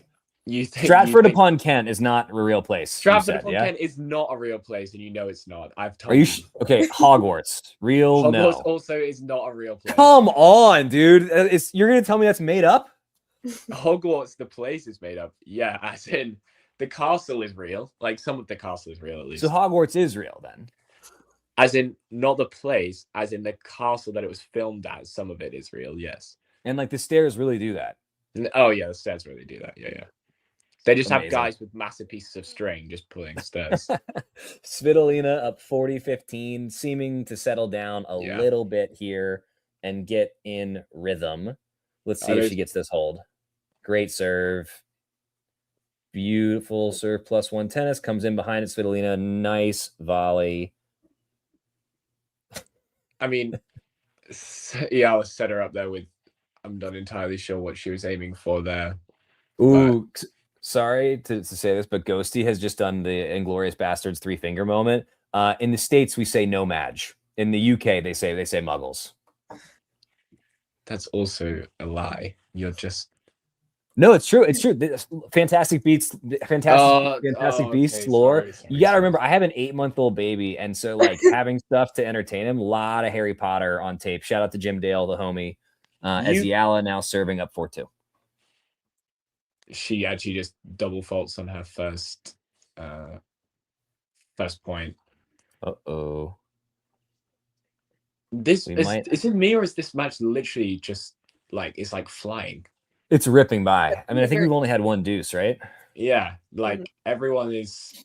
The points are really short because the surface is so slick, but like it's good to see like this sort of tennis, I think. But she misses that. But like the court speed at Wimbledon is so much slower than here because they cut the grass slightly longer. That's why it's bad miss from Eala there to be down 30 love. We've got a match on our hands here, maybe. Well, producer John, can you pull up that comment from Ghosty? I'd like to get Fergus to weigh in on this. It's okay, I've already seen it. I actually have John's controls on screen right now. But I'm not going to comment because I know Ghosty's just trying to rage bait me. So you do have some madge at least on the courts. No, hold on. Another miss there to go down love 40. Yeah. My accurate depiction of my tennis game is completely opposite of what it should be, considering how tall I am. I'm the first ever 6'3". That's the most outrageous humble brag. Oh, like because I'm so tall, you'd expect one thing, but you get another. Tough. That's literally me. Let's see if Eala can get herself back into this game. Love 40, 3 break points for Svitolina. And here we go. Nope. Goes long. That's a bad game. That's just a bad game. Yeah, sloppy. Amanda, what has happened here to change this momentum? You know, we had Eala absolutely cruising, and now we're on serve. I mean, I think in that game specifically, she just wasn't serving as well as she had been at the beginning. So, you know, Svitolina just got more returns in play and started points, and I think that made a difference. But I do feel like now Eala might be settling into the rallies more. So we'll see if she improves and doesn't make as many rally errors. Agreed. I gotta tell you, the two-handed backhand slice from Eala baffles me. And while sometimes it works, it just like I think that she would benefit from removing that from her game entirely, and hitting a more traditional slice. No, you can't. It works when it's a drop shot. Zach, I don't think you understand that that's just how some people slice. Like, yeah, but like Jovic slices like that too. Yeah, but some people also like hit their backhand the way that Cam Norrie does. And while it happens to sort of work for him, it's like there's a better way to hit a backhand than that. And that's sort of how I feel about the two-handed slice. Again, there are like pros and cons to the entire situation. Norrie statistically hits the flattest backhand on tour out of anyone. Yeah. And that makes it on this sort of surface very tricky to deal with because there's no spin on it. It's like Manarino. Yeah. Right? The guy's tricky to play on the surface because it literally is so low to the ground and gives you no kind of give. But again, you're playing with such tight margins. So yeah. I do think Amanda's right though that on the drop shot, yeah, I'll bite. I think it can be effective as a drop shot. So that's a fair addendum. Mm-hmm. And I also it does work well. I mean, maybe unintentionally, just as a good disguise. You don't know what she's gonna hit because she does it two-handed every time. That is also a reason. It's like I don't know how fast Svitolina's serving, so I have to translate it from K's to. It's like what is she serving like 180s, which is like I don't know 110. Go see also makes a fair point. It does limit your range on the backhand side, which on grass is such a fast surface. Like every extra couple inches you can get makes a big difference. Svitolina serving at 30 love. Hey, if you're rooting for Svitolina, be silent. If you're rooting for Eala, let us know in the chat. We don't like bias. We're very Jake, if you're still in chat, can you comment something? I want to comment on Evans not getting a wild card. We abhor bias. Don't like it. True. Let's go, Eala! We're very objective. Yeah, that's actually we just love Alex so much that we've adopted her as a talking tennis kind of constituent. That's a bad miss from Elina, though. Sorry, I'm ahead of you guys. I'm trying not to say anything. Oh, that is a bad miss. Just goes yes, Manarino to win Wimbledon. Oh, super attackable ball. Oh my God. Can you imagine if Manarino has a Goran Ivanisevic style 2001 Wimbledon run? That would be the funniest, most amazing run. And I think every casual tennis fan would hate it. But the diehards, that would be for us. I want to say something really bold, but then I just like say it. Say be real. I don't think Sinner wins Wimbledon. Oh, Svitolina second serve here at 40-30. I don't think Sinner wins Wimbledon because what a return. I don't know. I just have a feeling. I can't give you like you played Haller last year. Obviously lost to Bublik. Won Haller the year before. Bearing in mind, Sinner wouldn't have won Wimbledon if Dimitrov didn't injure himself last year. Just saying. Yeah. What a crazy moment. If Dimitrov hadn't injured himself, how different. Now Dimitrov's ranked like 190. Yeah. That was such a sliding doors moment. Like imagine what would have happened if he had won that match. Can you imagine presumably Alcaraz final? Alcaraz beat Dimitrov in the final. Yeah. Unbelievable. But also, I mean, if Dimitrov's pec was hanging on by a thread, we could have had a 3-game final where he tore it there. True. Well, I mean, the Sinner match was the round of 16, so yeah, he had to get through a lot more tennis before getting to the final. Right, hold on. I look at you guys, and then I'm looking at my screen, and suddenly Eala's broken again. What? The pace of play is outrageous. I literally had 40-15, I swear. Yeah. So part of this is look, clay is a much slower surface. The points are longer. They need the more time between the points because they typically expend more energy or a little bit more energy. But this, I mean, we're 28 minutes into the match and it's 5-3 here. This is crazy pace. Crazy. Women's grass court tennis. I still one think of the it's top entertaining, two. though. And it's still very entertaining because first strike tennis in this sense is good. Like, but also Cobra. like if you, I don't doubt that either of you were, but if either of you saw the Cerundolo ferry match that just happened, that was actually so much fun to watch. Like both of them don't serve like big, so it was actually very entertaining grass court tennis. Mm. And that's what happens when you, oh my word, that's a monster forehand from Svitolina. One question I want to ask y'all. Yes. Do we think that Lerner Tien merely makes the second week of Wimbledon, or do we think he wins it all? No, I think he goes out of round 2. Huge forehand there from Svitolina to take a 15 love advantage. Or love 15 advantage, I should say. I feel like it just depends on his draw. Like if he comes up against a big server at Wimbledon, like I just don't see him winning that. Tieno Opelka. No, Opelka just pulled out of Wimbledon. Oh no. Yeah, shocker. What a bummer. Yeah, I know. I'm so devastated. GMP versus TN round 1. Also, I was thinking, what happened? Like, I thought Shapovalov was supposed to be like like, I remember like his Wimbledon run of what was it, 21, and like where he made like quarters as like a 18-year-old, and he was like 10 in the world, and now he like can barely win a match. Was it just an ego thing? Like, look, not everybody is built to be a top 25 player for a long period of time. Like, it goes to people's heads. Sometimes the money comes too fast. Sometimes just the grind of the tour. Like, it is harder to be a professional tennis player than almost any other sport, just because of like the travel schedule and all these things. And so, do we think that's what it was, Fergus, or do you think that his game just isn't aging well? I don't know. It's hold on. Eala serving 40-15 for the set. God, this is flying by. It is set point. Misses the first serve. I'm going to call this one if you don't mind, Zach, even though I'm ahead of you. Call from the future. Eala goes down the tee with the serve. Svitolina returns. Backhand exchange down the line.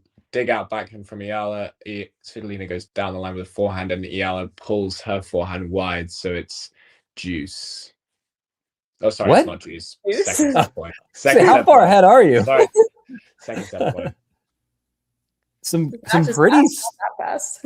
Yeah, some pretty sloppy misses from Eala this set. I think she is very lucky to be in this position, and if not for a slow start by Svitolina, would be a very, very different result here. But Eala has another point now to close out the set. Fergus, you want to give us the call again from the future? I can. It's let first serve. Bouncing. I just remember you saying that at the US Open final when it was me, you, and Carson. Zach, you went bouncing. Up with the serve. Out wide. Good return from Svitolina, but she goes down the line with the forehand into the open court, and that is game and first set, Eala. 6-3. Wow. 30 minutes, 6-3. So Amanda, if you were in Svitolina's box and she just like, what do I do? What advice are you giving her? What does she need to do differently in set 2 to achieve a different result? I mean, I know this isn't really like her thing, but I would say be less aggressive. Just try to extend rallies, because the longer the rallies go, I think it's more likely that Eala is going to miss. And right now, if Svitolina is trying to end points early, that just hasn't been working for her. Agreed. I totally agree. Eala again is kind of spraying it. I mean, she's hitting some crazy winners. It says she only has 4 unforced errors, but of those 4, they were all bad misses. I feel like there's been more than that. Yeah, what are we counting as unforced, or what do we count as forced? I guess. Yeah, like in basketball, assists are like a vaguer term than people realize. Forced versus unforced errors. And this is actually something that we've talked about here on Talking Tennis before. Tracking the forced error count and showing that on the screen is a stat that I think many of us would love to see. This strikes me, Amanda, as a great example of why I think so many of us would like to see that. Do you agree?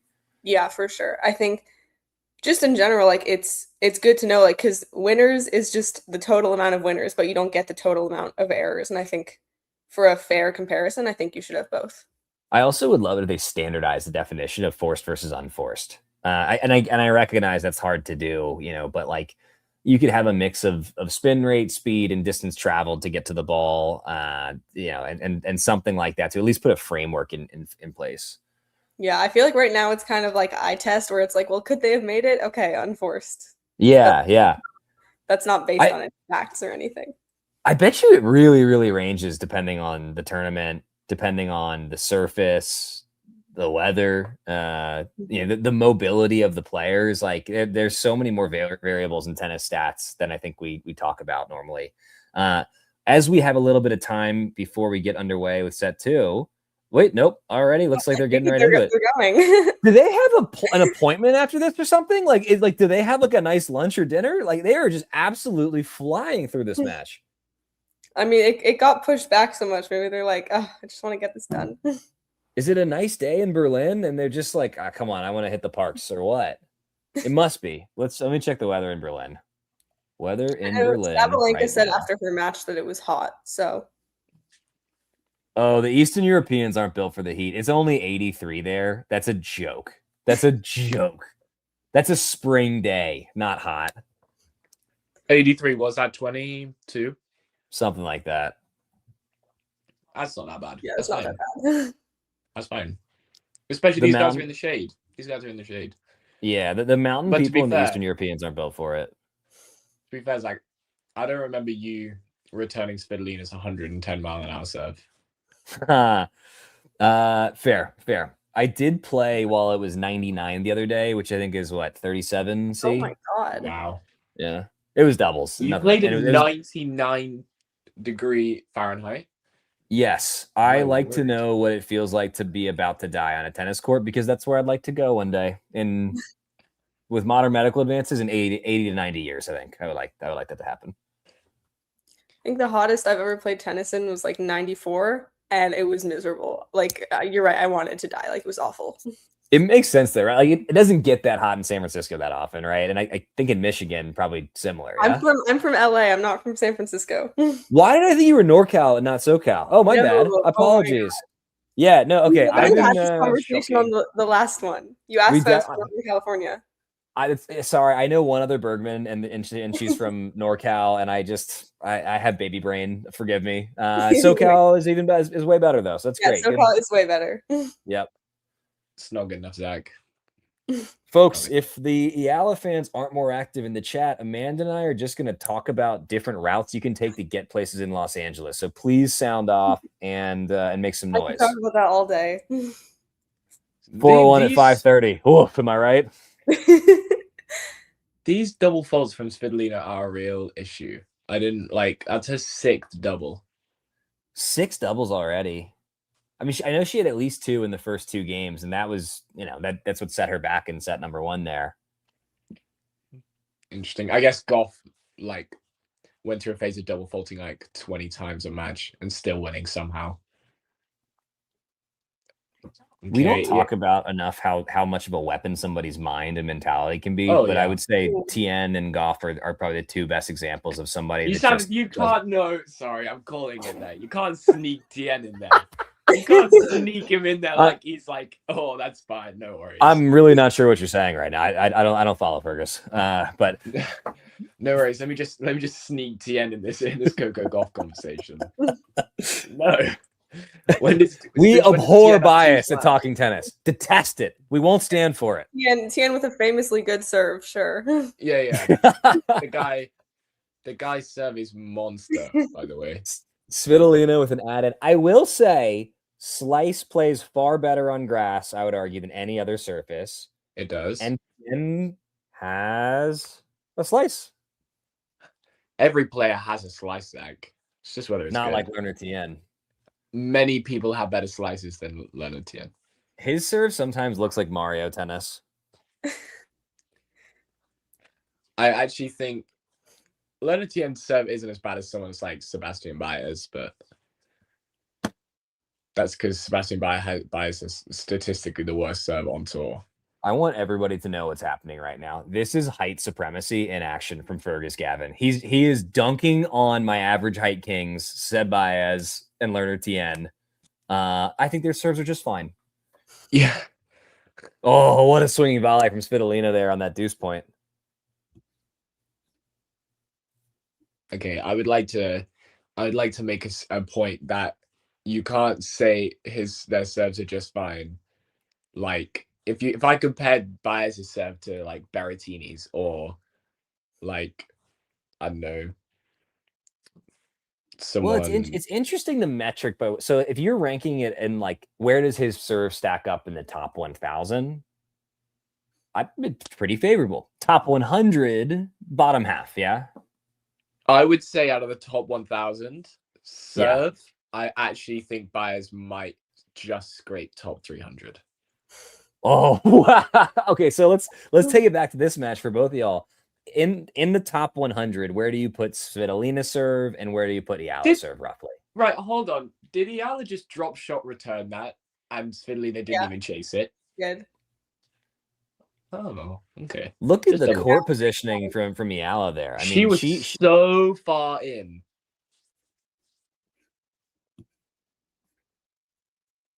Great return. Amanda, any relation to Ingmar Bergman? No.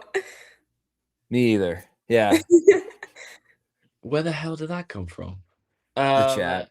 The Ghosty, of course. Where every out of the blue question comes from. Sorry, yeah, Ghosty. Sorry. Yeah, no relation, I'm afraid. Producer John says Eala is barely top 100 serve. Out of the top 100? Well, and then Svitolina is top 20. Yeah. That's fair. I'm gonna put Eala out of the top 100 more in the like 60-70 range. I don't think she's like bottom of the top 100. I think it depends on the surface because like if you're talking her serve on grass, then sure, but her serve on clay, like no. Yeah.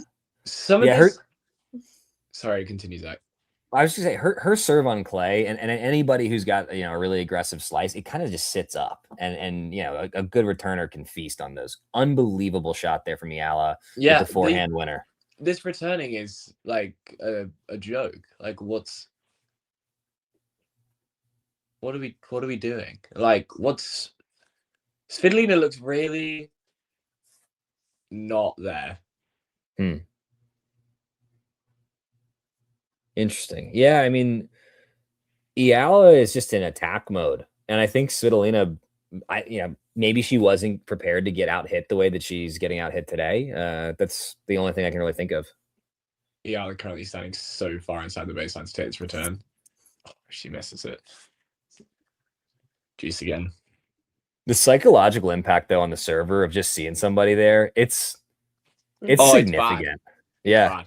I've played uni matches where the guy's standing a good foot inside the baseline to return my second serve, and I literally just double fault because I actually just was so scared.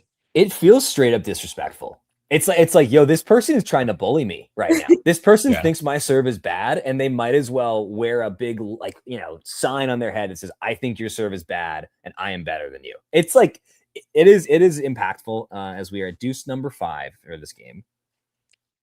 Longest game of the Oh match. my god. Oh my god. Oh, what are the odds for the Learner TN calendar slam in 2027 on Kalshi?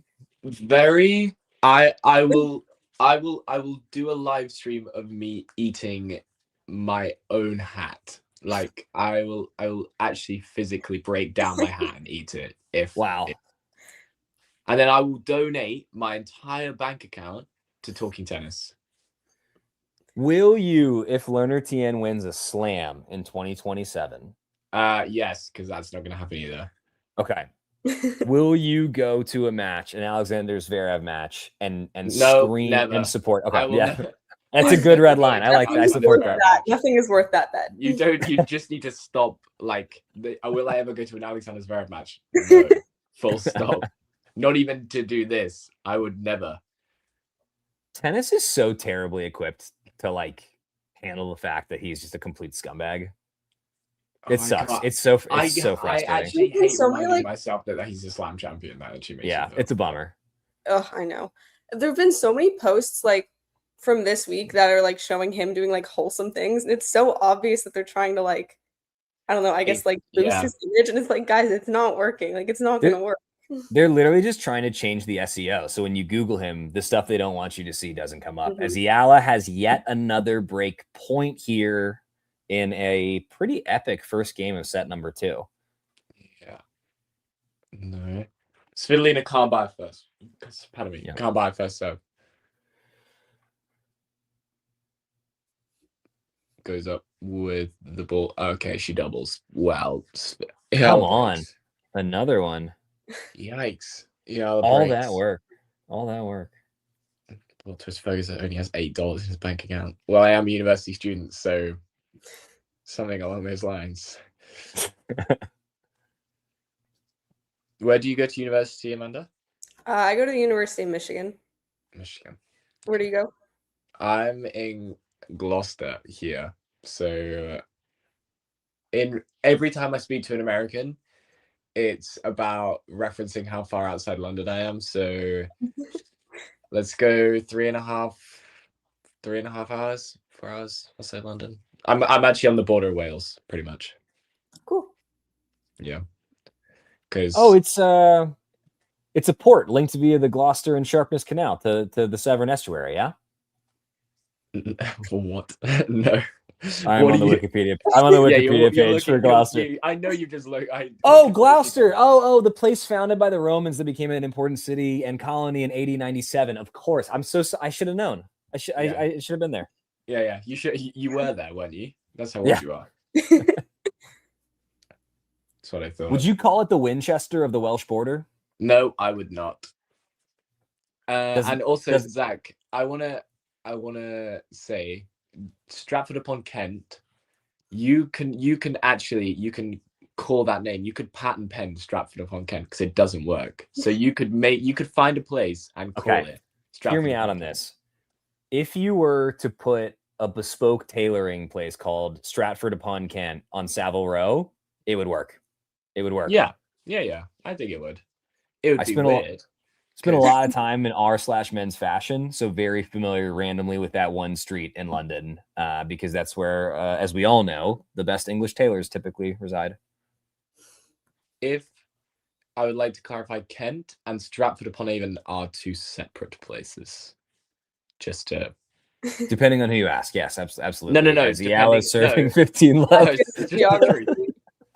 Might be set, but did Kent consent to having Stratford? Oh, okay, right. Thanks, Ghosty. I hate doing that. I start reading Ghosty's comments out loud, and then I'm like, I should not do that. I should never do that.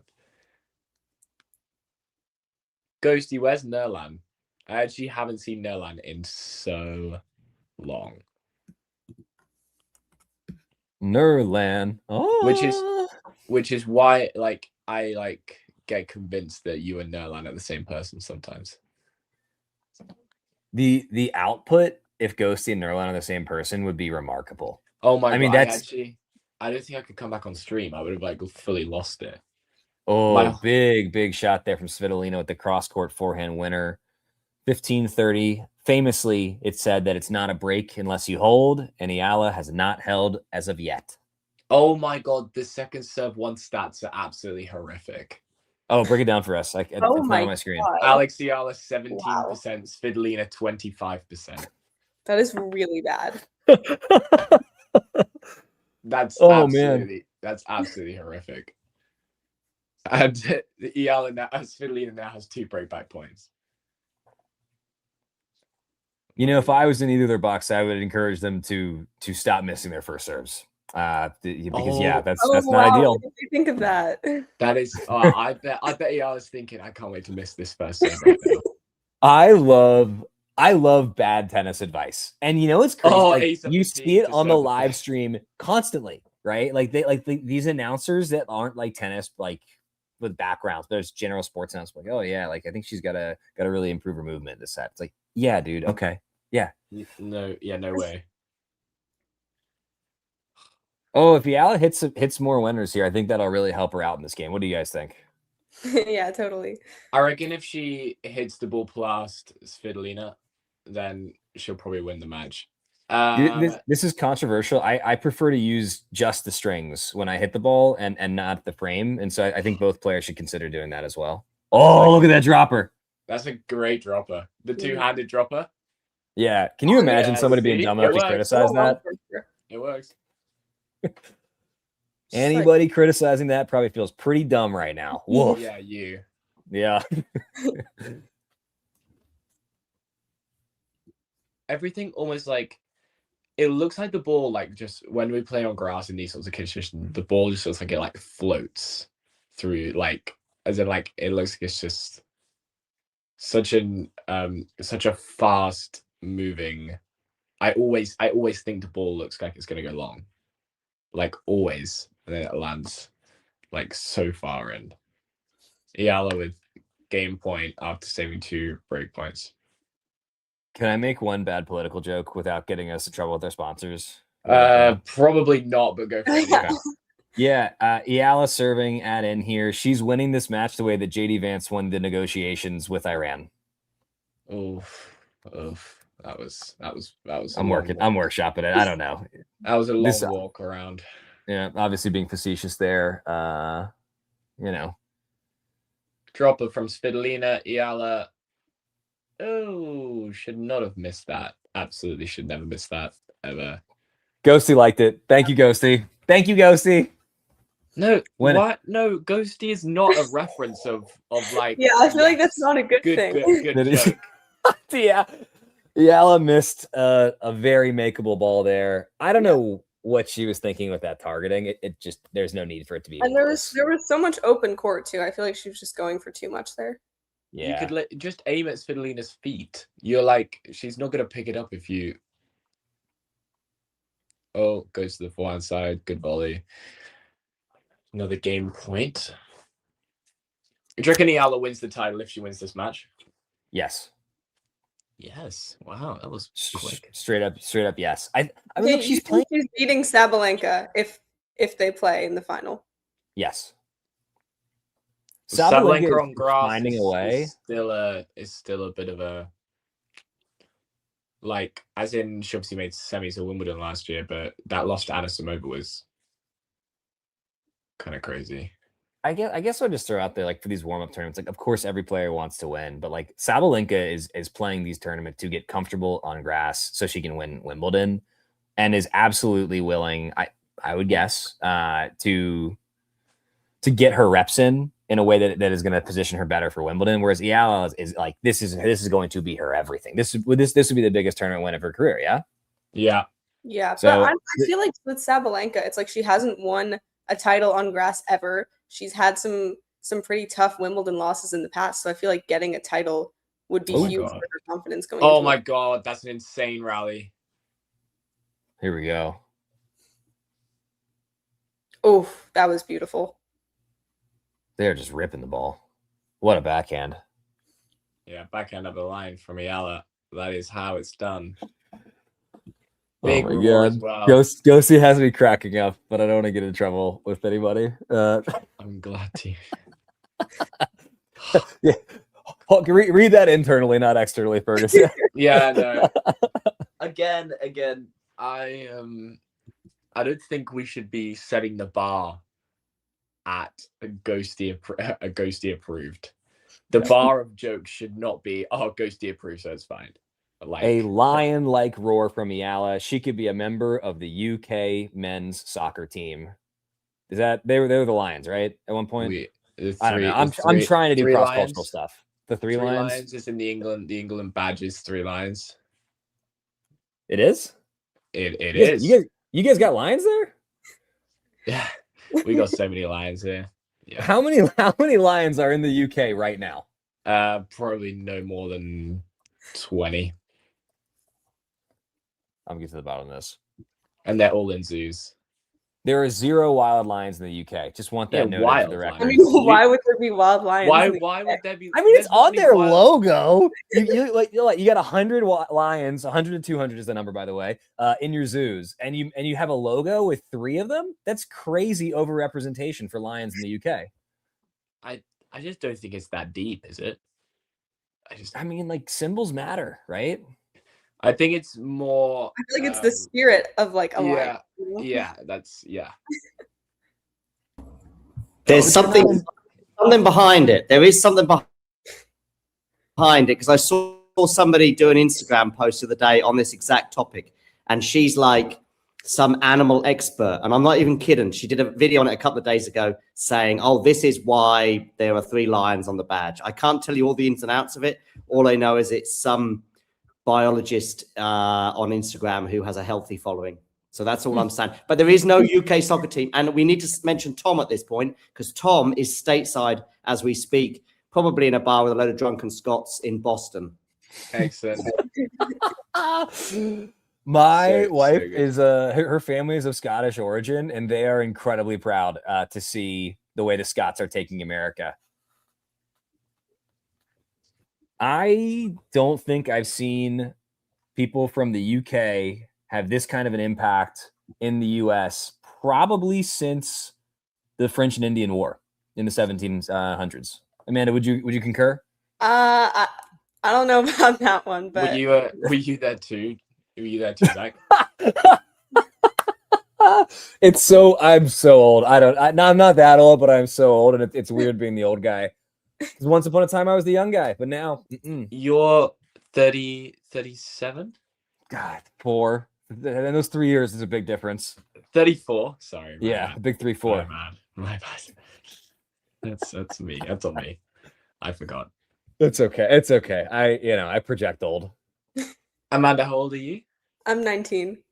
You're 19. I'm so old. I'm almost double both of y'all's ages. Wild. No. Neither of you remember 9/11.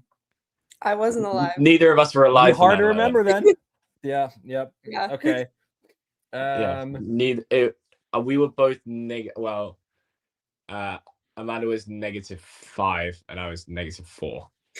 What is the first moment of international significance that y'all remember? You asked your me this young question lives? last time I was on stream. I'm gonna keep asking it. It's a good one. I actually don't know. Probably that I remember. Yeah. Probably the 9/11 is probably the name of the energy drink for these toddlers. Is so funny.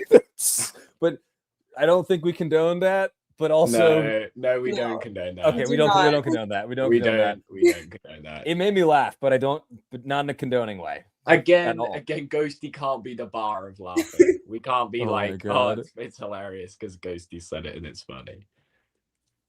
The marketing campaign for that energy drink would be out of control. Oh my god, I don't. Their social media would be filled with teenage boys making 9/11 jokes consistently. First international moment of significance was probably 2010 World Cup, maybe. I was 5. It's the first real important thing. I say important because nothing really happened between 2005 and 2010, apart from the Afghan war was still going on, I guess. But yeah, I don't remember what the first big thing I remember is. I don't know. That's a good question though. It was definitely the Bill Clinton impeachment for me. Wow, that's a sad sentence. I know, the stakes were so much lower back then. Yeah.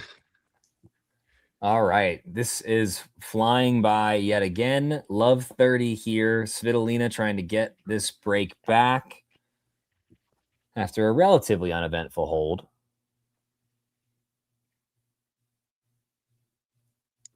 Yeah, I think it was good for her to just get a quick hold, no deuce, no drama or anything. Just get on the board. I maintain that I think that they have plans later on today because they are just really flying through this match. That's a great backhand skyhook. That's not easy. Oh yeah. That was really good. And now 3 break points for Svitolina. Svitolina is definitely looking more comfortable. As Fergus pointed out earlier, I think if she can get those double faults under control, I like her chances to take this match to the 3rd set.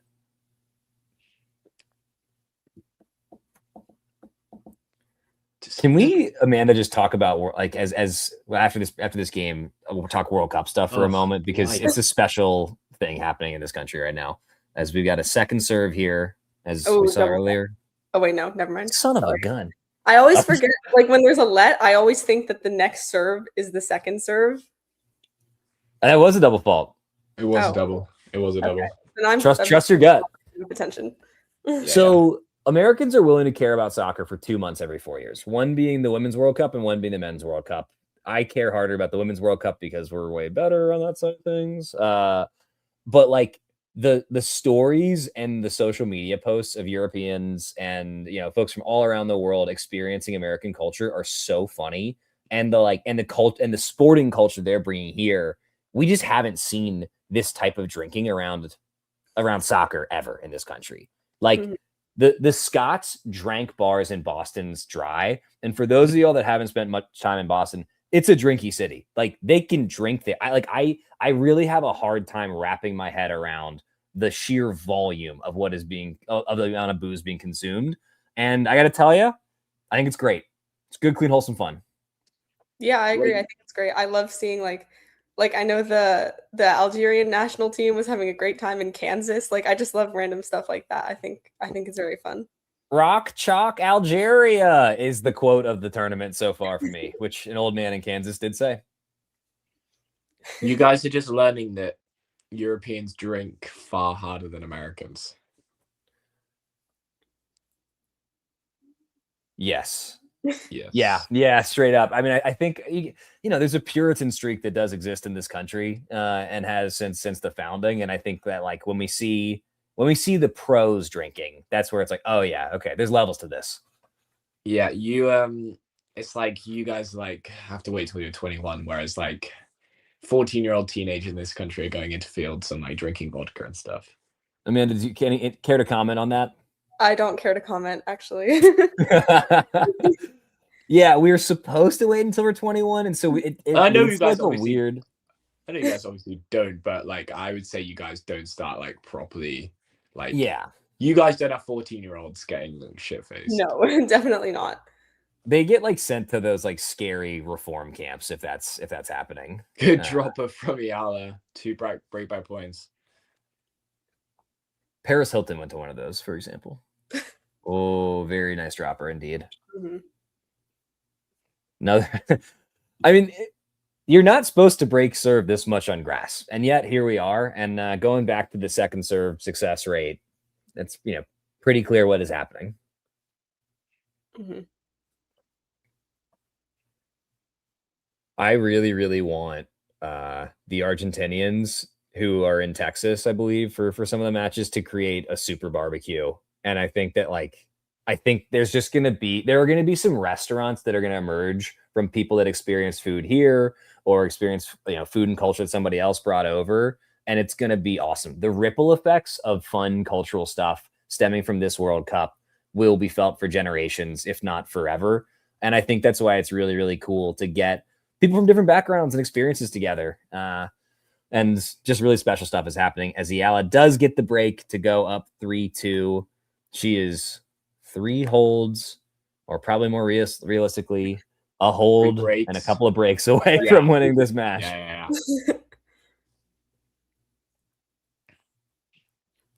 Yeah, I mean, it's probably one of the least serve-dominated grass matches I've ever seen.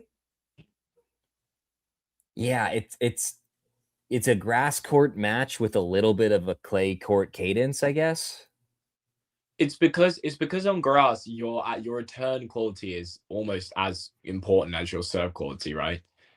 If you can find excellent return qualities where your opponent can't, then you're more likely to create more chances, and then it's a lot easier to hold than it is to break on a grass court. So if you have that good return quality, you are more likely to find yourself in a positive position because you're holding easier and you're finding returns that your opponent isn't.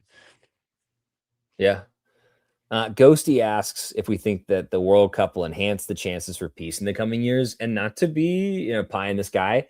I actually think, yeah, because I think when people get together, they're just like, oh, other people are people too. That's great, and really don't feel super compelled to do bad stuff after meeting them. And like, contact is good. It's good for different people to come together and drink or not drink and just enjoy sports. And this is where sport really is great and has the power to save. It's where, I think tennis can have a similar impact. And I wish the sport did a little bit more to bring people together in the way the World Cup is. So yeah, I think so. Fergus, Amanda, what do y'all think? Yeah, I mean, I'd like to hope so, certainly. I don't know if I have that much like optimism about the world in general right now, but I'd certainly love to hope so, that just like everyone coming together will translate on a larger scale. We can sure try. It's like, we can sure try. There are certain things that are holding everyone back, and we don't need to say what they are because everyone knows what they are. But what do you think they are? I'm not going to answer that. What do you think? Who do you think I am? I'm not going to answer the that. ATP Tour and their inability to play the pairs what they deserve is, I think, what we're all talking about here. Yeah, I think we're talking about the fact that everyone should be paid more. I feel like everyone outside the world's top 50 should be, it's like, what is it? It's like outside the top 200, you're like barely making a living. You're like scraping by. Yeah. It's like the guys that play at like ITFs, they can play for like 2 weeks in a row, then they have to do their day jobs to save up to actually play another tournament, which is crazy. Like, absolutely ridiculous. Eala up 30 love here, and I think Svitolina has just sailed that. Now 40 love. Also looking to get herself a relatively uneventful hold. Let's see if she can pull it off. I would just really recommend that she make her first serve here. What do y'all think? Yeah, sure. Not a first serve. We don't do those here. We don't do those here. First serves, we don't do those. As she hits an ace. We do aces, apparently. We actually do aces. We only do aces. I wonder if she's listening right now and just took our advice to make the first serve. Yeah, we made such an impact. She has an earpiece in right now listening to us. We're basically the World Cup with the impact that we just made on Alex Eala with that prediction and suggestion. Wow. My God, I actually reckon that forehand is probably bigger than her first serve was. Wow. Let's see this. Wow. That is a slap. That is. She looks frustrated. Do we think? I mean, sometimes when you're frustrated, you just go huge to try and shift the momentum. Is that what y'all think was happening there? Yeah, I mean, she took that very early. I think she's just trying to end points. She seems very, very frustrated right now. Speaking of taking it away, look at where Eala is standing on this second serve right now. Eala is literally just like bouncing through the court right now. Producer John earlier said that Eala has a top 20 return, and I completely agree. But not only does she have a top 20 return at present, I think there's room for her to get even better, even more aggressive. I mean, you're just not supposed to be able to take a return from that spot on grass. And yet, here she is at a young age doing it, and doing so against a top 10 player. I do not think she'll be doing that against Arina Sabalenka in the next round if she advances, though. No, that would be the final. Oh, sorry. Yeah. Sorry.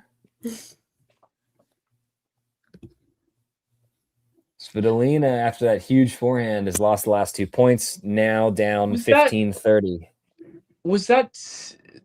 Did I just see that right? Eala's made just 7 unforced errors this entire match. It feels wrong, but yes, that's what the screen showed for me as well. Okay, that's a bad miss from Svitolina. That's a bad miss. Okay, Svitolina's got about 30 seconds to try save herself in this match. Yep, I think if she loses this game, and then that's going to be the match. Mm-hmm. Yep, I would agree. Same. Let's see if she can dig herself out. I want to recommend she make the first serve here as well, just to be on the record. Such a good recommendation. She clips the back edge of the baseline with that one. Let's see it. That was in? Wow. Well, she made the first serve. She did. Again, she's listening to us. Ooh, Okay, so- another break point. And then after this point, Amanda, we've got a question for you in the chat. Oh my gosh. Oh, hold on. Break point here. Svitolina serving. Great serve out wide, and we are now at deuce. So, Amanda, which would improve your optimism for the future? This is from Ghosty. The U.S. winning the World Cup, the WTA getting equal pay at the Masters 1000, 500, and 250s, or 3, Fergus and Jack Draper getting married in Ibiza, which should probably be the biggest surprise to me. I mean, three is tempting, but I'll go with 2. I'll take 3. 3's good with me. I'm not out here outwardly going, well, 3 is fine. But I understand that you just don't want me to be happy, so that's fine. I'm anti number 3, Jack not for why you might think. needs to get healthy. He is playing next week, or he should be. Anyway. Is he? Are we sure? It would be devastating for me that you guys can't reproduce. There's so much height in the two of y'all, and it would just be a bummer that you can't just kind of slap that together somehow. Eala does break, by the way, and she'll serve for the match at 6-3, 5-2. So this is the biggest moment of Eala's career right now that we're watching here on Talking Tennis. Yes, is it? No, I feel like I don't know. Build the suspense. Work with me here. No, Zach. No, it's not. You beat Iga Swiatek to make the Miami semifinals. Yeah, like that was much bigger. I know that was like the very beginning of her career, but still, that Miami run. I think we're all in agreement. This is a top 10 moment of Alex Eala's career, and it's really special that we're watching it live here on Talking Tennis. I love it. I love it. It's important to have co-hosts and colleagues and youngsters that hold you accountable. And if you don't have those youngsters in your life, well, start doing sport commentary, I guess. Zach, you literally said you need adult supervision, and we're providing it right now. And there's not a single person in the chat or elsewhere in the world that disagreed with that assessment. No, because it's true. You do need adult supervision. This is good practice for when you guys as parents get old, which is crazy that I'm like, how old are you guys as parents? My parents are 54. Yeah, my parents are in their 50s. Okay. So I'm still closer to y'all's age than their age, yeah? Yeah. Barely, actually. Yeah, wow, barely. Whoa, I'm like in the middle. Bananas. Savannah bananas. Wow. Okay. Yeah. Fergus, does the European mind understand or know about the Savannah bananas? Nope. Dude, I barely understand the Savannah bananas. It's the Harlem Globetrotters for baseball. Does the European mind understand and comprehend and know the Harlem Globetrotters? As in, I know of the Harlem Globetrotters, obviously. Yeah. I'm not like. I just don't understand how you can do that with baseball. They basically just make it feel like you're living in a really loud TikTok for 4 hours, and it was fun, but I left with a headache from how loud it was, which I recognize is an old man thing to say. No, that would happen to me too. That is an old man. That is an old man saying. Great. Amanda gets the honorary old man card. Yeah. Special moment here live on Talking Tennis after a great rally there. Do we think Svitolina is going to be able to get back into it?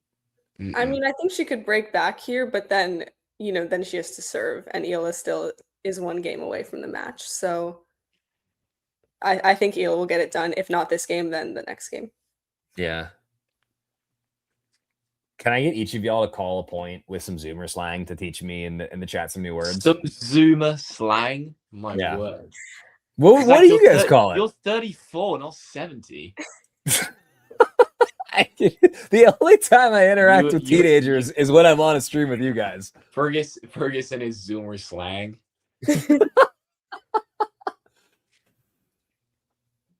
Fergus, I think that's a bit we got to keep going is doing each other's accents. Yours is actually kind of good. Mine is comically bad, as all American attempting to do British accents typically are. As Eala down love 30 here. I have relatives in America, so it's really easy for me to do their accent because they go Fergus. Yeah, that's love 40. Yeah. Svitolina literally just swinging. That's shocking. That's terrible. That's terrible. You need to put that away right now. Oh, wow. Big backhand there for Svitolina. Yeah, love 40.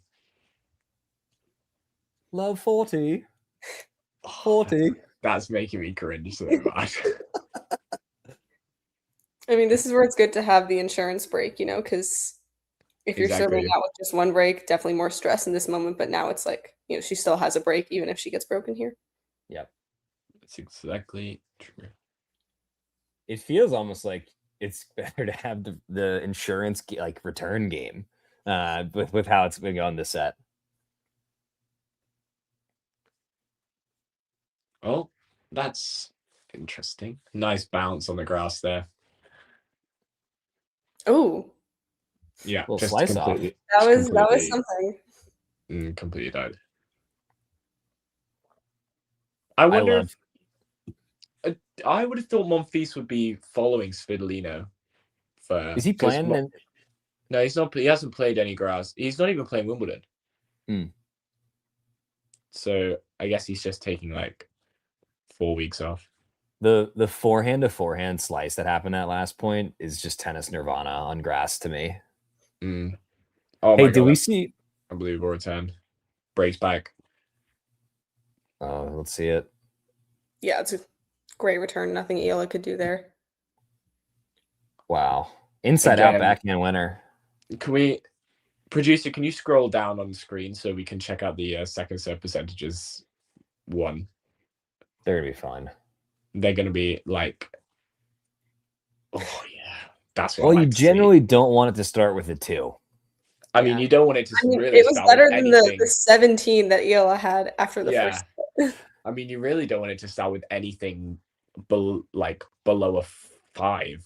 Really, I don't think I've ever seen it lower in a grass court match than this for both players' second serve win rate. 18 when it was at 18, I genuinely and this is 18 after a set and a half. This isn't 18 after 2 games. Yeah. So, oh my God, Svitolina's got to put that away. What are we doing? Okay, that's long. Let's see this.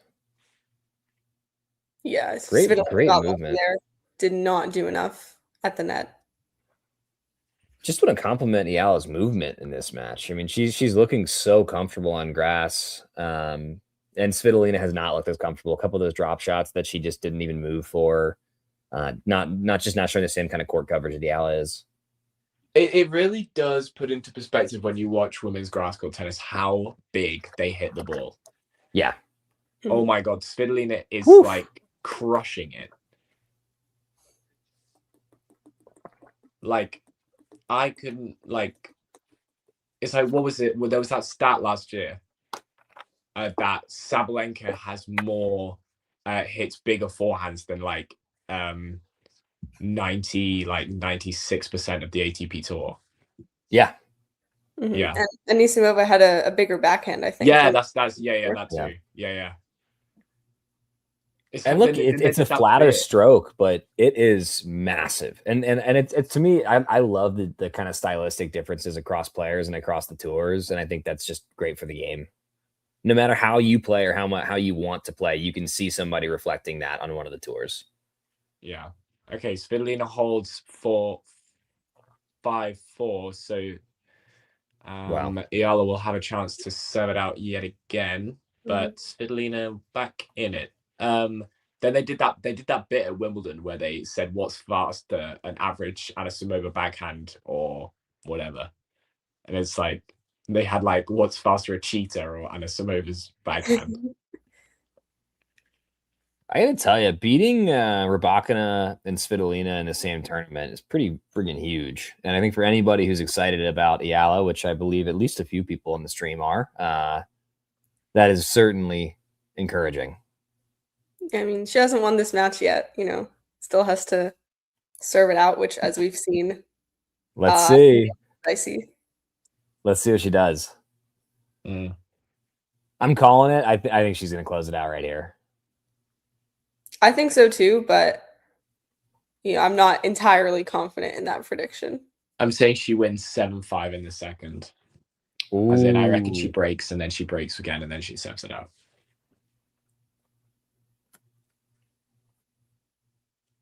So one of my favorite recurring things to do is every tournament, like to ask my colleagues and co-hosts if you were going to be sponsored by any of the visible sponsors here at the Berlin Tennis Open, who would it be and why? Ooh.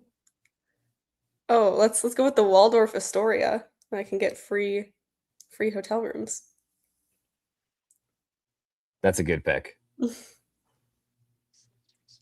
I'd quite like to be sponsored by Gant. That's a lot of free clothes right there. What's Gant? Gant's. You don't know what Gant is? I don't. Do we have Gant here, Amanda? Gant's American. Okay, yeah, we don't. It is? Yes, Gant's American. Oh. I've literally never heard of this. What? No, you guys are messing with me. You guys have never heard of Gant. No, I thought that was a construction company until 3 seconds ago. Eala misses there. Love 15. Wait, what is that? What, Gant? Yeah. It's a clothing company. You guys have never heard of Gant. You are lying. I swear I've never heard of this before. You guys are just rage baiting me right now. Sean Powell, we have not discussed Dan Evans not getting a wild card for Wemby yet, but it's absolutely disgusting. It is wrong, and Eala has a second serve here, which, as you can see on the screen, has not been ideal for her. Slug 30. Sean, I'm gonna really quickly spitball you right now. It's an absolute joke that he doesn't have one. I can't believe they didn't think about it. They clearly are trying to prioritize under 25 development for British players, but the fact that Evans, career high of 21 in the world, sacrificed his sacrificed his career to play doubles with Andy Murray in his last ever career event, and chose not to defend his 500 points in Washington, to then be treated like this by the LTA is an absolute joke. And I just can't believe that he's been done this disservice. I hope he plays absolutely nuts in qualifying and comes through. And it wouldn't surprise me the guy can play an absolute ridiculous level whenever he wanted to. Like, that level in Washington that week was completely ridiculous. He would have beaten anyone on tour, I'm convinced. So, yeah. Fantastic point there from Eala to make it 15-30. And I just want to +1 everything Fergus said. The type of people and the people that run the LTA are what's wrong with the world. Yeah, I mean, not giving him a wild card is just ridiculous. Like, after everything he did for British tennis and like the success he's had on tour, and then you're giving the wild cards. Like, I get it, you want to support young British talent, but like, you're giving wild cards to people who have not done nearly as much and just haven't done as much as Evans has to deserve a wild card into Wimbledon. Like, it's ridiculous. In the last 10 years, there's only been Ooh, did that hit or did that sail? Nah, it sailed. It just sailed. There have only been 4 guys that have had a higher career high than Evans has in British tennis, which is hold on. Murray, Henman. No. This in the last 10 years. Okay. So Murray, Draper, Norrie, Edmund. I always forget about Edmund. 30 all. Oh, huge point here. No. What has Fergus seen? Oh my Let's God. find out. Oh. She better not miss this. Ooh, terrible. That was a weird. Oh, wow. Neither one of them wanted to win that point. That was one of the worst swinging backhand volleys I've ever seen, followed by one of the worst backhand passing shots I've ever seen at this level. That was bad. Now match point for Eala. I think I'd go with Leyenberger Functional Food. That sounds really exciting as my sponsor as we have our first match point. She misses the first serve.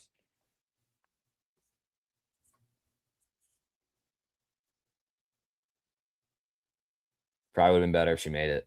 Straight up. You don't say. Again, Zach, you're really good at calling this. Like, make the first serve and you can win the match. Oh, she makes it. She's through. Oh, a little slip there from Svitolina. Great backhand cross. Wow. What a point. Will she be seeded at Wimbledon now? Yeah, I think Eala emotional. Look at that. I think she'll be seeded at Wimbledon now, confirmed. Warm embrace the net for the two players. Emotional, really special moment for Eala. Consensus top 10 moment in her career. Some might even say higher than that. Really, really special thing happening here. And I think I saw in the chat that this is something called this a generational run. Yeah, I mean, she's been the underdog in every match, multiple top 10 victories. John Silk, what do you think? Wow. She just keeps on bringing up surprises. I'm sure the Eala haters out there are tearing their hair out. In fact, when Alex Eala wins a match, you don't hear from them. When she loses a match, that's when you hear from them. I mean, also regarding her seeding at Wimbledon, yeah, she sealed that yesterday with the win over the back.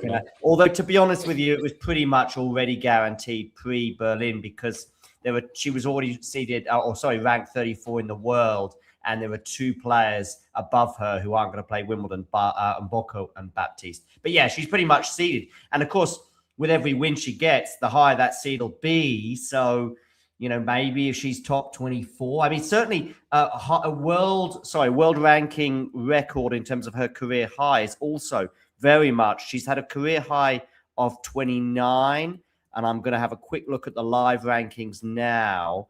With that win, she is probably up to, she's at 30. She's at 30? Now, at 30 with that win, yeah, she's 30. So she still needs another win. And she's going to lose a lot of points next week because of the Eastbourne points coming off. Presuming now, I disagree. I think even if she'd have won today, even if she'd lost today, I don't think she's playing Bad Homburg next week. I think she's just played too much tennis recently. She hasn't stopped really since the French Open because she had a week, obviously, non-stop in Birmingham with some epic three-setters there. She had 2 matches in Queens, and now she's had 3 matches here. I'm going to just hear what she's got to say. But I'd be surprised. I could be wrong. I could be wrong. She might still play Elise Mertens. We'll see how that one goes. But you don't. The problem is with next week, Bad Homburg, you're then going into Wimbledon, and she'd be better off just having a few practice, sessions at Wimbledon next week. Thank you, Lexi, for joining. I'm going to ask the most clickbaity question I can possibly think of for the panel here, which is, when all's said and done, who will have had a better career, Alex Eala or Emma Raducanu? Well, Raducanu's won a slam. I'm going to say Raducanu. Sorry, go on. So you do not think that Eala's going to win a slam? Don't think so. No, but yeah, but I mean, no one thought Emma Raducanu was going to win a slam, and then it randomly happened. So you never know. I mean, I think the question is not will Eala win a slam; it's how many. Also, you don't get paid extra for selling it. You don't get paid extra for selling it. You must say.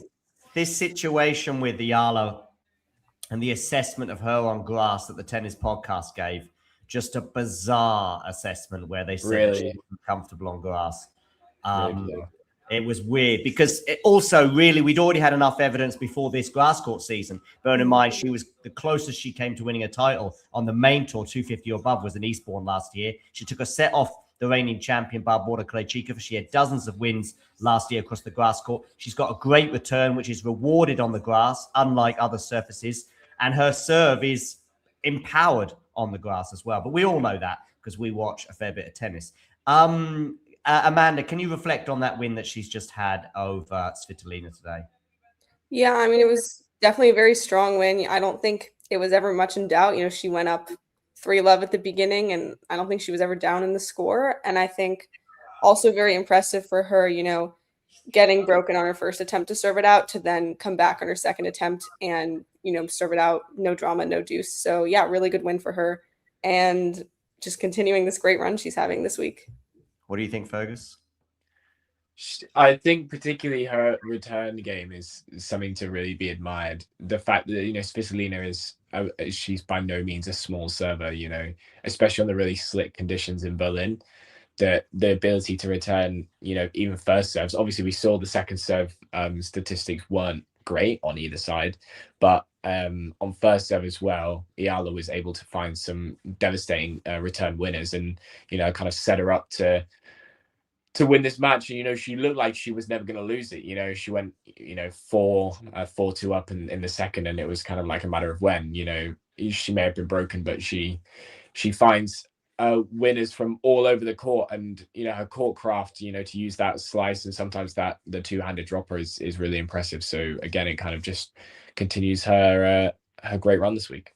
All right, one more word on this match, Zach, and then I do want to have a quick look forward to her upcoming semi-final. So Zach, what are your thoughts on her performance today, and maybe even this week, and her grass court game in general? I mean, look, the combination of her return and her aggressive return positioning and the touch that she's showing, not just on those droppers, which are absolutely gorgeous, but some of her net points and volleys, which have been really, really crisp throughout, they tell me that she's going to be a second week contender at Wimbledon. And I think she's going to win this tournament. In fact, I would love to make a bet that she's going to win this tournament. I'm not so confident. I do think that the other three players still left in the draw all get her one way or another, and she's going to be playing a familiar foe in the form of Linda Noskova in the semi-finals. This is someone who beat her in Indian Wells very comfortably earlier this year. Very different conditions, admittedly. Yep. And I do think the Eala return can be a big thing. I'm just having a look at some stats today. 5 from 10 on serve, Alex. Sorry, on break points, Alex. And she still had lots of chances. But we did have a look at those second serve points, one from both players. But Alex is so good at attacking the second serve. The thing is with Noskova, though, is she does play, I think, with a decent margin. And especially that day, I don't know if you remember the match they had at Indian Wells, Amanda, but it was fairly one-sided. And the Eala has a Czech curse, but she's recently broken it. She'd lost a heap of matches to Czech players in pretty painful circumstances, but she recently beat Bartonkova, who, of course, lost in a three-set epic earlier on today against Sabalenka. But, yeah, what are your thoughts on Eala Noskova, Amanda?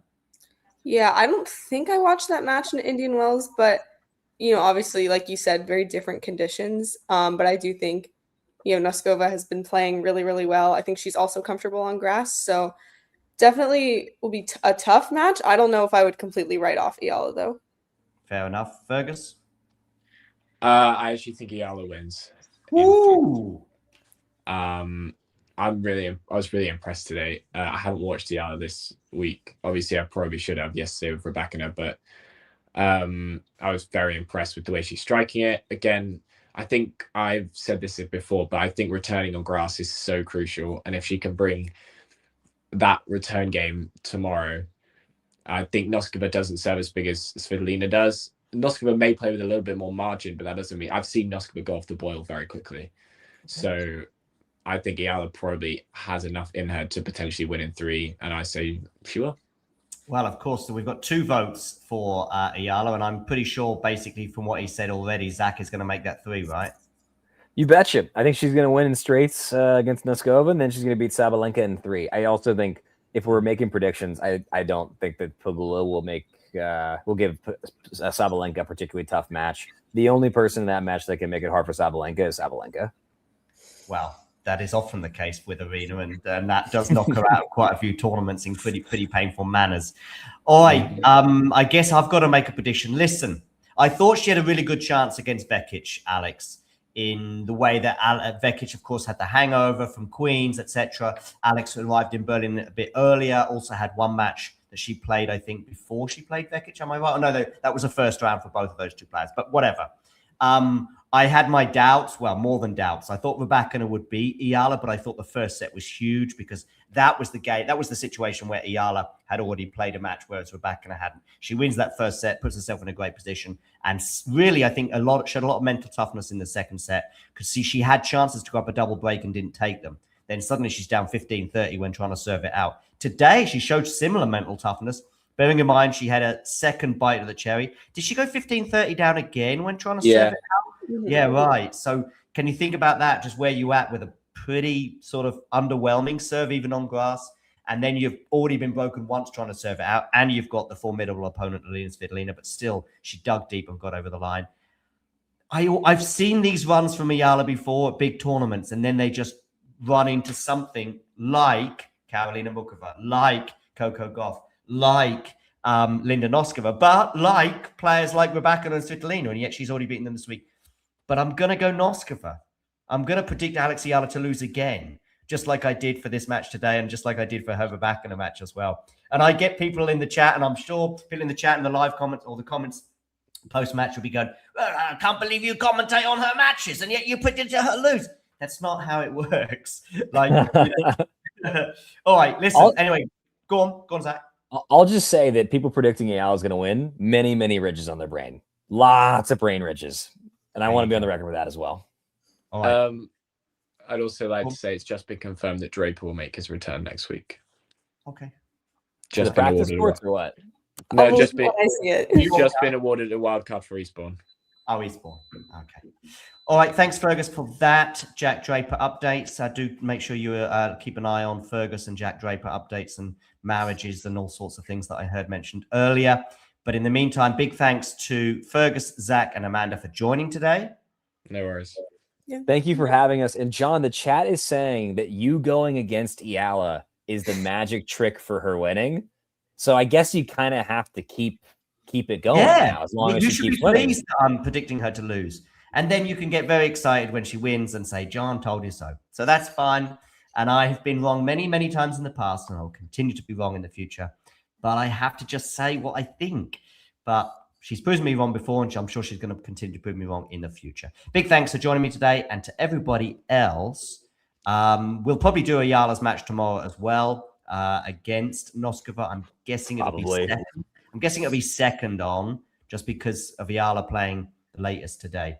But that hasn't been confirmed yet. I do think I've put a preview out already on Instagram for her match with Elise Mertens. I nipped off outside, but I don't think that'll happen. But again, me and the Eala predictions have been wrong pretty much all week, and so maybe I'm wrong on that one too. Right, okay, that's it. I promise now we are going, because I've got to get on and speak to you all soon. Cheers, guys. America. Bye. Bye. If you enjoyed this video, make sure you hit that like button. Don't forget to subscribe and click that notification bell so you don't miss out on all things tennis.